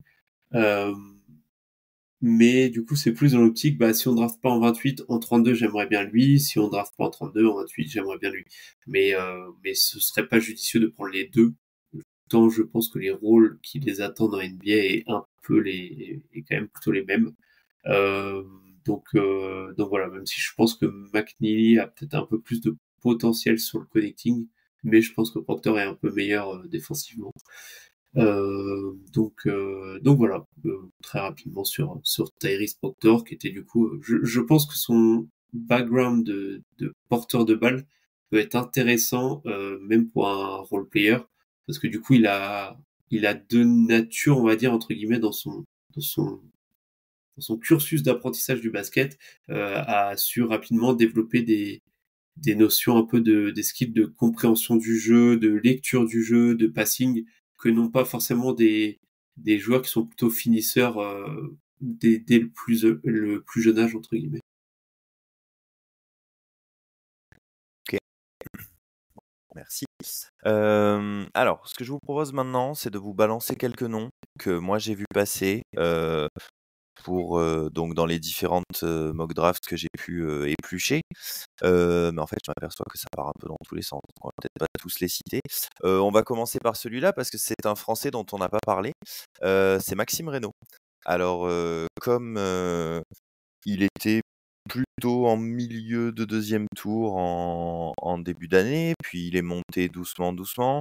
Il n'y a pas si longtemps, il avait l'air de stagner, on va dire, entre bon, début de second tour. Et puis là, apparemment, le combine s'est vraiment très bien passé pour lui. Là, maintenant, on le voit dans des projections beaucoup plus optimistes à partir de 22-23. Mais moi, j'ai trois mock drafts qui voudraient l'envoyer aux Celtics. Donc, comme c'est le français dont on n'a pas parlé, on en profite. Est-ce que Maxime Reynaud, ça vous intéresse? Ouais, bah, du coup, je me lance. Je pense que Renault, ça peut être intéressant. Je pense par contre de ce qui ressort un peu du combine et tout ça, qui va être pris plus haut. Je pense qu'il sera plus disponible en 28. Et même si on monte, je serais pas choqué qu'il parte top 20. Ouais. Mais par contre, ça peut être intéressant, forcément. Je pense que c'est pour ça que beaucoup de gens le projettent chez les Celtics. Parce que je pense que quand tu regardes toutes les franchises, les Celtics, c'est peut-être celles qui vont avoir le plus de besoins à l'intérieur. Euh, Parce que Cornet est agent libre, on ne sait pas si on va réussir à le re-signer. Alors Ford, on ne sait pas s'il va prendre sa retraite. Porzingis est dans les rumeurs de trade et pour des raisons financières va fort probablement être tradé. Et du coup, derrière, t'as plus Keita et Tillman, sachant que Tillman n'a pas l'air d'être dans les petits papiers de Mazzulla. Et Keita, c'est intéressant sur une dizaine de minutes en saison régulière, mais c'est difficilement viable sur un plus gros volume.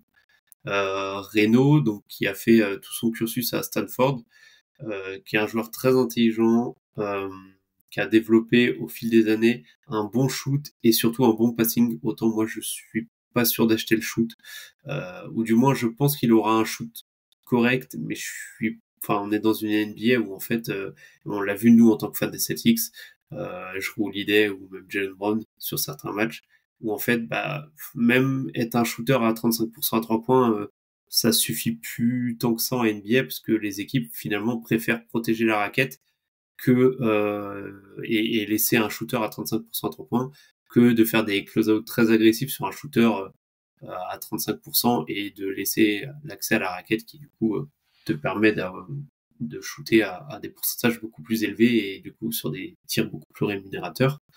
Et en fait, je pense qu'on tend vraiment petit à petit, je vais pas dire complètement binaire, mais vraiment vers une NBA où en fait, soit t'es un shooter élite, et dans ce cas-là, tu crées vraiment du spacing, soit tu l'es pas et t'es un shooter même moyen, à moins que ce soit sur très gros volume, mais t'es un shooter même moyen, et dans ce cas-là, je suis pas sûr que t'apportes tant de spacing que ça. Donc en fait, avoir un Maxime Reynaud ou n'importe quel intérieur, ou même n'importe quel joueur qui développe son shoot à 34-35% à 3 points, je suis pas sûr que ça change vraiment grand-chose. Mais par contre, ce qui est très intéressant avec Maxime Reynaud, c'est son passing. Et on sait que pour les intérieurs, en NBA actuellement, c'est de plus en plus intéressant d'avoir des intérieurs qui peuvent faire du passing, que ce soit sur du short roll, sur du dribble end off, donc du main à main, ou même en commençant l'action directe en position au poste. C'est des choses qui sont vraiment très intéressantes, et on l'a vu cette année, on a vu des skip passes de Reynaud qui étaient vraiment où il envoyait la balle qui traversait la moitié du terrain et qui arrivait dans le corner pour son shooter, qui sont vraiment des trucs très très intéressants et qui démontrent d'une certaine dextérité de ses mains et d'une compréhension du jeu, lecture, vision. Enfin, ça démontre quand même pas mal de choses positives et qui sont assez rares chez un pivot. Donc, ça peut être très intéressant pour les Celtics. Mais comme dit, j'y crois pas parce que je pense qu'il sera pris plus haut. Ok. Pierre, tu rajoutes quelque chose sur Maxime Reynaud ou c'est bon pour toi? Non, mais après, oui, enfin, moi, je crois vraiment que son range est entre 25 et plus. Après, je pense qu'il sera pris avant.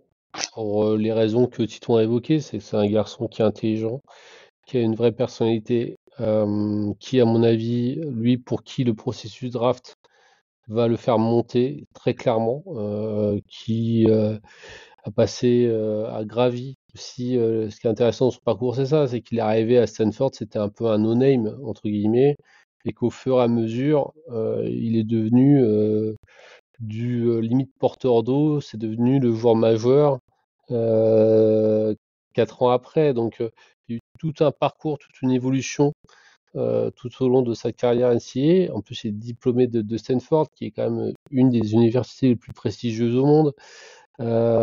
Donc, bon, c'est tout le hors-basket est au vert fluo pour Maxime Reynaud. Donc, voilà, après, ça reste un bon joueur. J'ai plus de doutes sur sa capacité à défendre. Je veux dire, dit autrement, je pense que si on fait pas de si on défend pas en draft le pick and roll, Maxime Reynaud ne sert à rien ou presque. Après, offensivement, c'est un joueur qui a des bonnes mains, qui a quelques moves au poste, qui peut s'écarter, il y a pas de souci, et qui a ce sens du jeu aussi. Par contre, il est quand même un peu plus vieux aussi, donc voilà, c'est pas. Si c'était le choix de Boston en 28, s'il était encore dispo, je tomberais pas de ma chaise non plus, hein, je trouverais pas ça affreux. Pas forcément le profil sur lequel j'irais. D'autant que je pense qu'en 32, il y a des profils qui sont pas si loin que ça, qui seront dispo. Alors j'ai parlé de enseignants tout à l'heure, mais je pense à un Kalkbrenner, le joueur de Creighton, qui est aussi un pivot comme ça, 2,13 m, assez grand, élu plusieurs fois meilleur défenseur de sa conférence. Bon, il défend. Voilà, faut pas lui demander de switcher non plus, mais voilà, et qui a à peu près les mêmes jours de qualité, le tir en moins, mais Je suis pas pour le sûr que Kalkbrenner ait le passing pour le coup. Par contre, je pense que c'est un meilleur défenseur que Reynaud. voilà, je pense aussi. Et mais je veux dire, c'est pas des joueurs si on les met dans des euh, dans des enfin comment dire, dans des moyennes. Je trouve pas que ce soit des joueurs qui sont très éloignés en termes de niveau en fait. Donc moi, l'idée de prendre un pivot avec le pick 32 me plaît plutôt bien.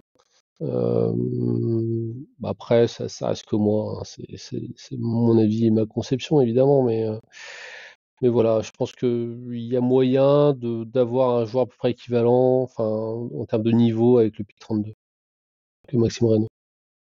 Bah écoute, c'est magnifique parce que Ryan Kalkbrenner, j'allais en parler juste après, c'est un des joueurs qui revient le plus aussi en 28 dans les différentes mocks. Ouais, par contre, 28, j'aime pas, hein, mais en pick 32, j'aime bien.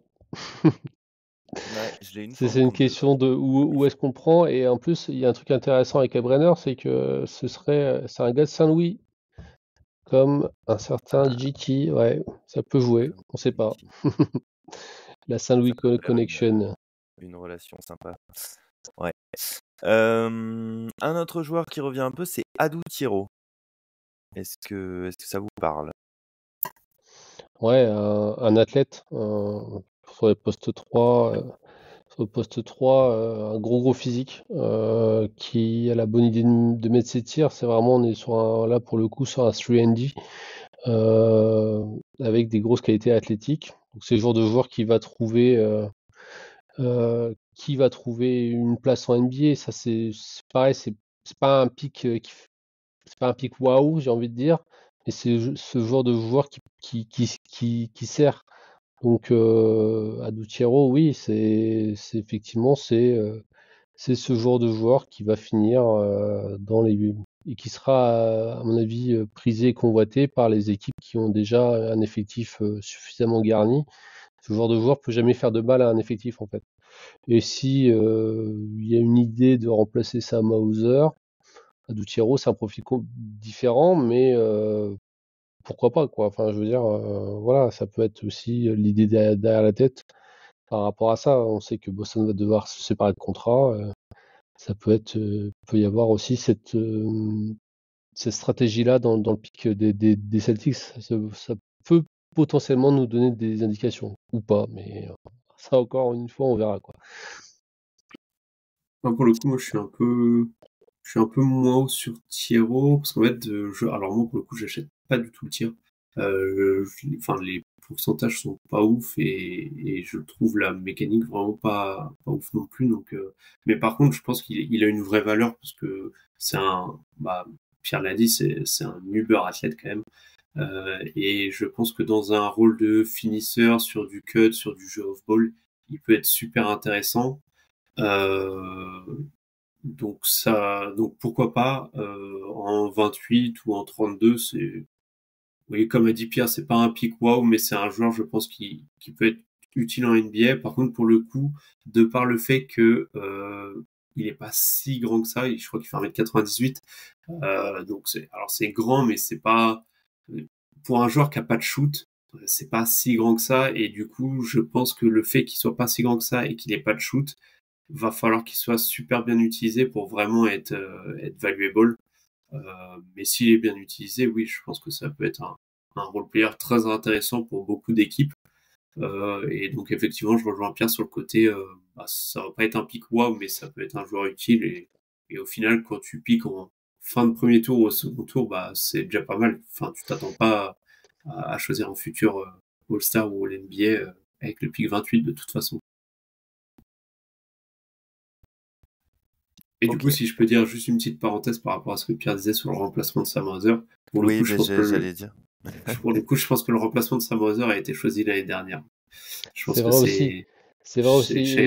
D'autant plus, moi j'aimerais moyennement parce que dans le style de Thiero, Jordan Walsh est un peu dans le même style quand même. Moins Uber athlète, mais aussi avec le même joueur de défaut. Donc pour moi, c'est des joueurs un peu, un joueur un peu redondant par rapport à ça. Donc c'est pour ça que je suis pas forcément ultra fan non plus, mais je peux comprendre l'idée qu'il y a derrière si on le prend 28. Alors, je vous balance quelques noms comme ça parce que là après bon les noms que je vous ai cités, c'était qui revenaient 2, 3, 4 fois. Là c'est plus diffus. Alors par contre je suis surpris là, j'ai Will Riley en 32 2 fois. Je pense qu'il partira plus haut que ça quand même, mais bon après je sais pas. Qu'est-ce que j'ai? J'ai du Drake Powell, j'ai du Ben Saraf, du Cam Jones. Voilà. Et puis j'en ai un autre, mais du coup on en parlera plus tard, Pierre. Est-ce qu'il y a quelque chose qui vous plaît là-dedans? Est-ce que vous pourriez envisager? Ben Sarah, je suis partagé. C'est le meneur. Et alors, il joue à Ulm cette année. Alors, Ulm qui s'est fait un peu une spécialité pour être une espèce de factory de post-formation pour briller avant de partir en NBA avec des réussites contestables, on va dire. Notamment si on pense à Killian Hayes. Mais voilà, c'est un joueur qui, l'été dernier, en tout cas, et les étés d'avant, dans les catégories jeunes avec Israël, a tout démoli sur son passage. Vraiment, en étant très très productif. Après, moi, j'ai pas de doute sur le talent, sur ce genre de joueur. J'ai plus de doute sur le physique et sur la rapidité. Après, très beau manière de ballon, très bon joueur. Un poste 1, un combo 1-2, un shoot présent, il lit bien le jeu. Voilà, c'est pas. Encore une fois, c'est ce genre de pic. Moi, je pense que malheureusement, s'il est drafté au second tour, lui, ça va être, il va s'ajouter à la liste des draft and stash qui ne reviendront jamais. Moi, c'est un peu la crainte que j'ai pour lui. Donc, j'espère pour lui qu'il sera drafté au premier tour. Parce que je pense que s'il fait partie des joueurs stashés en Europe, c'est le genre de joueur qui ne reviendra pas. Comme l'a été Yam Madar, comme l'a été tout un nombre de joueurs. La liste est très très longue. Yam Madar, dis donc, c'est vrai, je l'avais oublié carrément. Titouan, il y a dans la liste que j'ai donnée, il y a quelque chose qui t'intéresse? Non, c'est vrai que les joueurs que tu as dit, je les ai pas énormément vus, du moins pas assez pour avoir un avis assez concis et pertinent. Celui que j'ai le plus vu, c'est Ben Saraf aussi, en regardant les Sanguets notamment.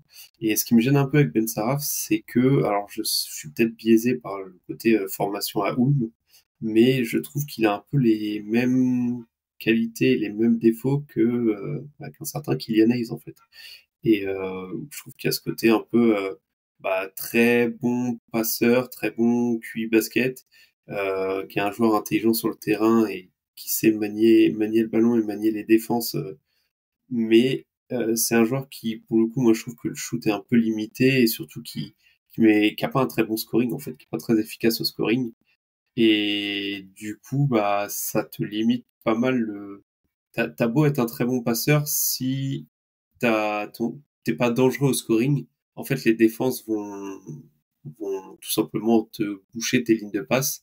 Et du coup, tu seras vite limité dans ton passing ce qui finalement est ta force. Donc ouais, j'ai du mal, moi, à le voir réussir en NBA. Après, si c'est dans un monde où on trade down, on va en venir à ces scénarios-là, mais si c'est dans un scénario où on trade down et qu'on le pique en 40, ok pour tenter le pari, mais dans ce cas-là, c'est pour le prendre en NBA et pour l'essayer et essayer de le développer et pas, comme Pierre a dit, de le stash et au final, il reviendra jamais. Ok. Bon, alors on va en venir justement, comme tu disais, à ce genre de scénario là. Est-ce qu'on va trade up, est-ce qu'on va trade down? Ça va faire le lien avec ce qu'on disait tout à l'heure, à savoir qu'il reste un Français dont on n'a pas parlé. Et Pierre, toi, tu te disais que si on monte un petit peu à la draft, ce qui pourrait être intéressant, c'est Noah Penda. Oui, Noah Penda, le joueur du MSB, du Mansart Basket. Il est important de le préciser, coaché depuis 2 saisons par le même coach, même s'il jouait à Vichy avant, et coaché par Guillaume Vizade, qui est aussi un des jeunes coachs français qui montent, en tout cas en France et même ailleurs, parce que notamment avec sa politique de jeunes, qui fait progresser. Noah Penda, qui, je pensais, en tout cas il y a encore quelques semaines, allait être accessible avec le pick 28. Là, il se trouve que sa cote monte quand même pas mal et effectivement, c'est en fait ce qu'il y a de très plaisant, c'est un joueur déjà qui fait 1m98, qui est déjà costaud, qui peut jouer ailier, et sa qualité première, qui est aussi un défaut, c'est que c'est un joueur extrêmement polyvalent. Mais pour lui, en fait, sa polyvalence, moi, me dérange pas trop, dans le sens où je pense que ça va être ce genre de joueur qui va un peu à la Derrick White, c'est quand même un nom qu'on ressort beaucoup, mais qui sera capable, en fait, de s'adapter, de faire ce que l'équipe a besoin. Je pense que c'est quelqu'un qui met le collectif en premier lieu. C'est quelqu'un qui peut être un bon connecteur, un bon créateur pour les autres. C'est un fort défenseur, il ne sera pas négatif défensivement, ça c'est une certitude. C'est quelqu'un qui est très solide au sol, c'est pas le plus aérien, le plus spectaculaire, mais voilà, je trouve que c'est un garçon qui remplit pas mal de critères et qui, en plus de ça, a vraiment une capacité à s'adapter selon les besoins de l'équipe. Et je trouve que ça, c'est peut-être sa meilleure qualité finalement. Et je trouve que ça le rend forcément intéressant, quoi. Donc, ouais, Noah Penda, qui est projeté plus aux alentours de la 20e place, je crois, hein, maintenant. Mais si c'est un garçon qui glisse, feu, hein, let's go. C'est quand même le genre de joueur facile à intégrer, je pense, dans un roster, en fait. Ok. Et donc le deuxième scénario de trade-up, donc dans le cas où on essaierait de monter à la draft. Mais alors là, je vais quand même vérifier. Je pense qu'il va falloir monter pas mal, hein, parce que oui, c'est un joueur qui est projeté en loterie, hein. Moi, je l'ai 14e. Donc, Titouan, tu vas nous parler d'un grand meneur russe, si je dis pas de bêtises, c'est Egor Demin. Ouais, alors, bon, ça dépend à quel point on monte.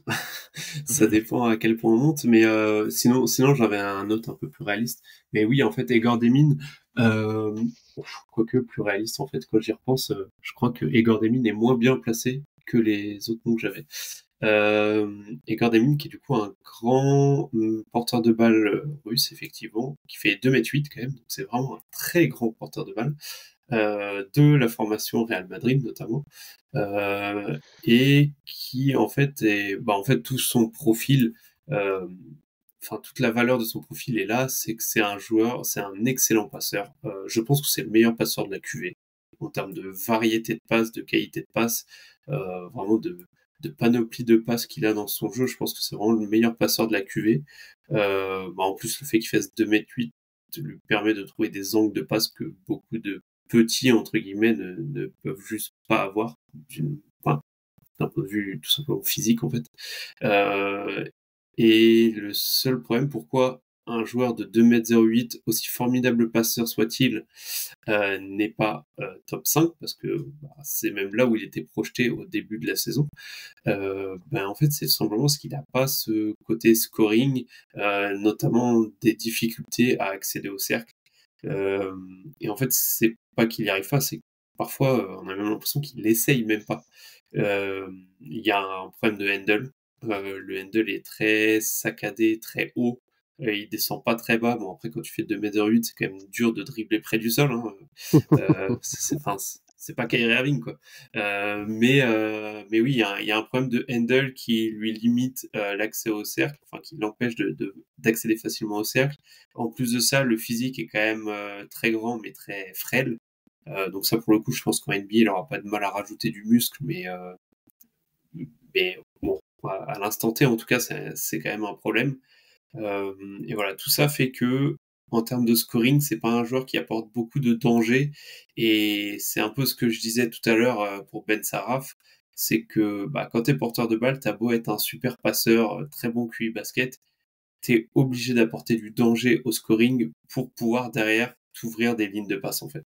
Un Luka Doncic ou même un Nikola Jokic, c'est des passeurs formidables, mais aussi parce que c'est des scoreurs avant tout, en fait. C'est parce qu'ils ont un scoring incroyable que tu es obligé de faire une aide, que tu es obligé de faire des stunts agressifs, que tu es obligé en fait de quasiment défendre à 2 sur ce joueur, et qui ensuite, lui, fait... Voilà, t'as sa lecture, son QI basket et son passing qui fait la différence. Mais si Luka Doncic ou Jokic, c'est le genre de gars, ou même James Harden, n'avaient pas le scoring qu'ils avaient, ils auraient pas le passing qu'ils avaient, en fait. Tu peux être un très bon passeur et pas un bon scoreur, mais du coup, ça va pas vraiment marcher. Et donc, c'est un peu ça le problème de Demine. Mais pour le coup, lui, c'est vraiment... Il y a le côté un peu, j'aime pas trop utiliser ce mot parce que ça fait un peu putaclic, mais il y a vraiment le côté boomer bust avec lui, où c'est vraiment, t'arrives à développer le physique et le dribble, et dans ce cas-là, t'as un joueur qui est potentiellement, quand tu fais la redraft dans 4-5 ans, c'est potentiellement un des 3-4 meilleurs joueurs de la QV. Mais si ça marche pas, en fait, dans 4 ans, on le retrouve de retour au Real Madrid en train d'exploser l'Europe. Ok, donc, et alors les autres noms dont tu voulais parler, même si Oui. tu réalises que, que c'est Oui, peut-être du plus coup, optimiste. disons que moi j'ai des mines devant ces deux noms-là pour justement ce potentiel de porteur de balle qui a du coup énormément de valeur, surtout à sa taille. Mais les deux noms que j'avais, et du coup je vais faire très vite, c'est Asa Newell et Thomas Sorber, qui finalement, quand on regarde les mocks et les boards, sont finalement devant des mines. Donc je pense que, je sais pas si ça va être comme ça dans la vraie vie, mais si c'est comme ça dans la vraie vie, il va falloir monter plus haut pour les avoir eux que pour avoir des mines finalement. Et du coup, pour faire très rapide, donc c'est deux protecteurs de cercle assez polyvalents. Je pense que Newell est un meilleur défenseur de switch. Newell, il y a un côté un peu... celui d'Orlando qui est toujours blessé, là. Le grand, là. Jonathan Isaac. Il y a un côté un peu de Jonathan Isaac où en fait c'est un défenseur très... Ouais, qui peut switcher, qui peut défendre en roamer, qui peut défendre sur l'homme, même s'il est lui aussi assez frêle, et je pense que face à des pivots assez lourds, je pense qu'il pourrait se faire enfoncer assez facilement. Mais je pense que ça peut être un protecteur de cercle de haut niveau et assez polyvalent qui peut te permettre d'avoir plusieurs couvertures défensives très intéressantes.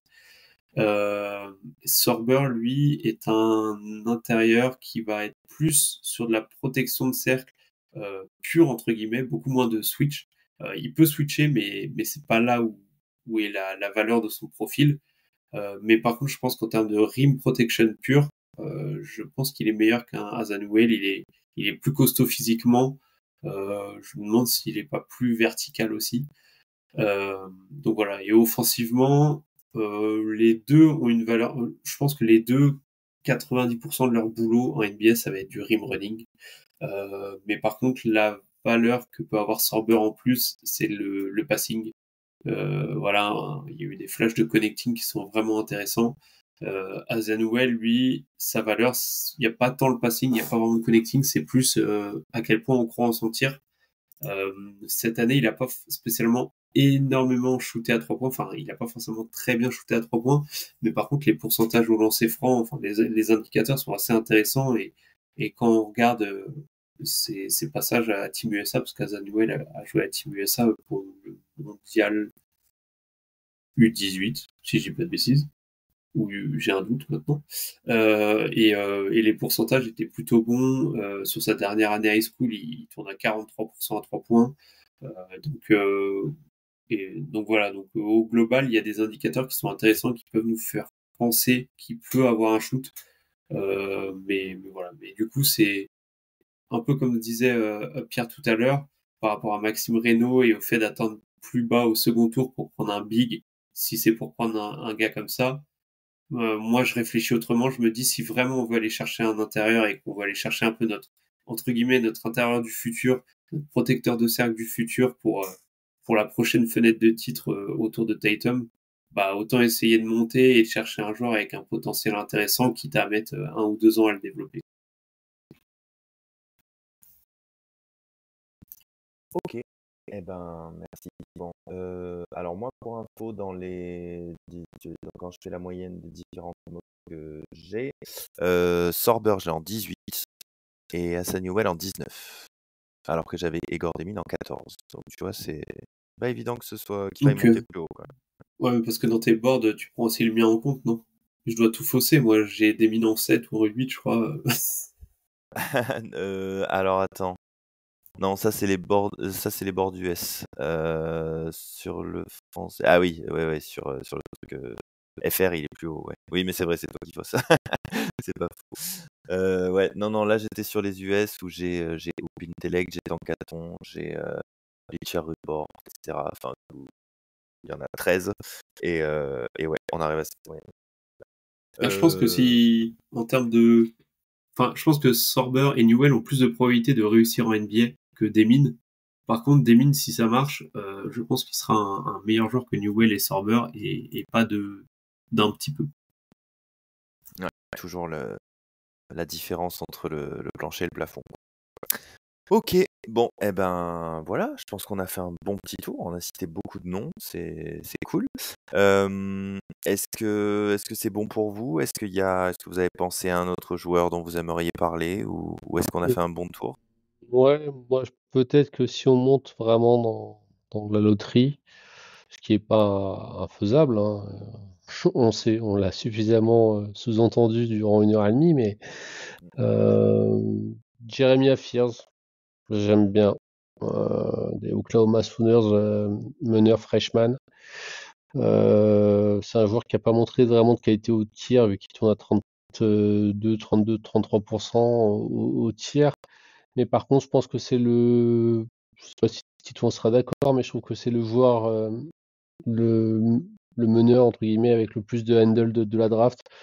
Très fort sur drive and kick. Je trouve que dans le système de Boston, ce serait pas complètement débile. Quelqu'un qui a qui met vraiment beaucoup de pression sur le cercle, qui attaque très très fort le cercle et qui gère bien le contact quand c'est lui qui l'initie. Il provoque beaucoup de fautes, ce garçon. Profil intéressant, jeune joueur à développer. Il y a un potentiel, il y a quelque chose à faire avec lui. J'aimerais plutôt bien. Voilà, je voulais juste le mentionner. Après, il y a d'autres joueurs qui sont annoncés haut. On a évoqué que Colin Murray-Boyle, qui est aussi un joueur pareil, assez clivant, je trouve. Parce que autant il y a des qualités vraiment très importantes, autant il y a des questions qui sont aussi importantes. que ses qualités. Donc, en tout cas, ça va être intéressant à suivre. Et puis, on a hâte. C'est quasiment demain, quoi. Et oui, c'est quasiment demain. Le temps que ce podcast sort, donc là, pour rien vous cacher, on enregistre vendredi soir. Il va sûrement être dispo samedi ou dimanche. Donc ouais, si vous écoutez ça rapidement, il restera un jour ou deux seulement avant la draft. Et puis le lundi, il va y avoir le blockbuster trade qui fait qu'on va récupérer des pics. Donc, tout ce qu'on aura C'est dit ça. n'aura plus lieu d'être. Exactement. Que notre podcast sera caduque peut-être même avant sa sortie. Mais bon, on le sortira quand même. Merci si vous l'avez écouté jusqu'au bout malgré ça. On est bon? Je pense qu'on est pas mal. J'ai l'impression Yes. qu'on a fait un bon tour. Pour moi, c'est bon. Pierre, merci beaucoup d'être De rien. venu discuter avec nous. C'était My un plaisir de te pleasure. retrouver. Je retournais dans mon salon habituel. C'était un retour à la maison. Eh ben écoute, tu reviens quand tu veux, si tu veux parler des Celtics l'année prochaine, vu qu'on risque d'être une équipe. Tu nous as dit au moment de ton départ qu'une équipe qui chassait le titre, au final, c'était peut-être Ennuyeux. moins intéressant pour toi. L'année prochaine, on ne le chassera pas. Donc, C'est probable. A priori. Donc du coup, on t'accueillera avec plaisir. Et puis dans le pire des cas, on te retrouve pour le pod sur la draft. Non, puis Voilà. en plus, on n'oublie pas que l'année dernière, tu avais annoncé Shireman. Hein, donc voilà. Mesdames, messieurs les auditeurs, si vous voulez savoir qui les Celtics vont drafter, réécoutez le podcast et retenez les noms que Pierre a donnés. Et voilà. Normalement, c'est là. On devrait être pas mal. Titouan, merci. Les gars, De rien. à bientôt. Nous, je sais pas trop, du coup, on n'a pas trop parlé de la suite. Bon, si jamais il y a un gros trade ou un gros trade-up, quelque chose d'assez extraordinaire au moment de la draft, peut-être qu'on refera vite un petit épisode en réaction à ça. Sinon, on se retrouvera très probablement après l'un des mouvements attendus à l'intersaison et qui, pour le meilleur ou pour le pire, comme on en a parlé avec Vincent et Elias la dernière fois, de toute façon, il n'y a pas bien le choix. Hein. Il va falloir que ça bouge.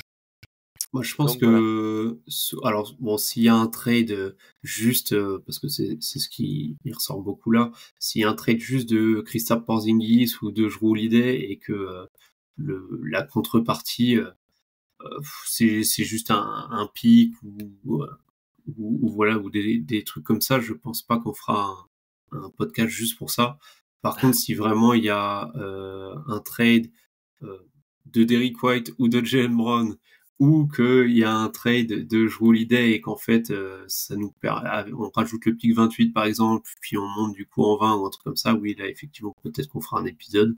Et sinon je pense que la suite ce sera peut-être un épisode pour parler de l'intersaison. On attendra un peu les quelques moves et on fera un épisode après 2 ou 3 moves, ou peut-être qu'on fera un épisode rapide sur la draft aussi en fonction de ce qu'on a fait. Si on a drafté un joueur, 2 joueurs, 3 joueurs, peut-être qu'on fera un petit épisode pour parler un peu de ce joueur et que vous sachiez qui il est, si jamais Pierre n'a pas déjà vendu le nom ce soir. Présenté. Si la boule de cristal n'était pas voilée, quoi. C'est vraiment... Bon, donc Titouan, tu es en train de dire que le first 2028 des Nets contre Kristaps Porzingis, ça vaut pas le coup de faire un podcast. Alors si c'est le cas, je pense que ça peut valoir le coup de faire un podcast parce que si les Nets lâchent un premier tour pour le cadavre de Kristaps Porzingis alors que les Nets eux-mêmes ne jouent rien. Mais ne l'enterrez pas, ce pauvre Kristaps. On sait pas si ça se trouve il va revenir en forme. Le truc c'est que s'il revient en forme, autant le garder du coup. Ben oui, mais ça on peut pas le savoir. Hein. Oui. il faut virer du salaire, donc au bout d'un moment, moi c'est ma hantise, franchement. On en parlait avec Elias. Bonjour, l'idée, c'est doucement vieillissant, même si ça reste un joueur super précieux. Mais alors, si Kristaps Porzingis, on le dégage et que l'année prochaine, au bout de quelques semaines, il s'est bien remis et qu'il revient à un bon niveau, je vais vraiment avoir les... Mais bon, c'est ainsi. De toute façon, on n'a pas la main. On va conclure là-dessus, les gars. Merci encore. Donc, comme on le disait, si jamais vous écoutez ce podcast dimanche ou lundi, eh bien la draft arrive très très vite. Si je dis pas de bêtises, parce que j'ai noté mercredi, mais c'est dans la nuit de mercredi à jeudi, le premier Au tour. premier C'est le tour, ouais. matin. Maintenant, ouais, premier tour, une soirée, deuxième tour, une autre soirée. Voilà. La Donc soirée rendez-vous d'après. dans la nuit de mercredi à jeudi à 2h du matin pour savoir, non pas qui sera pique en premier, parce que ça, c'est une certitude, mais pour savoir ce qui se passera derrière. Les gars, merci encore. Bonne continuation à vous. On se retrouve très bientôt. Pierre, on espère te revoir très vite. Yes. Et chères auditrices, chers auditeurs, prenez soin de vous. À bientôt. Un plaisir, bye bye. Ciao. Drive, pull-up jumper, it's good! Isaiah Thomas gives the Celtics the lead with 2.4 remaining. 13 fourth quarter points. And Atlanta calls their final timeout. So many big shots for both teams, Jeff, down the stretch.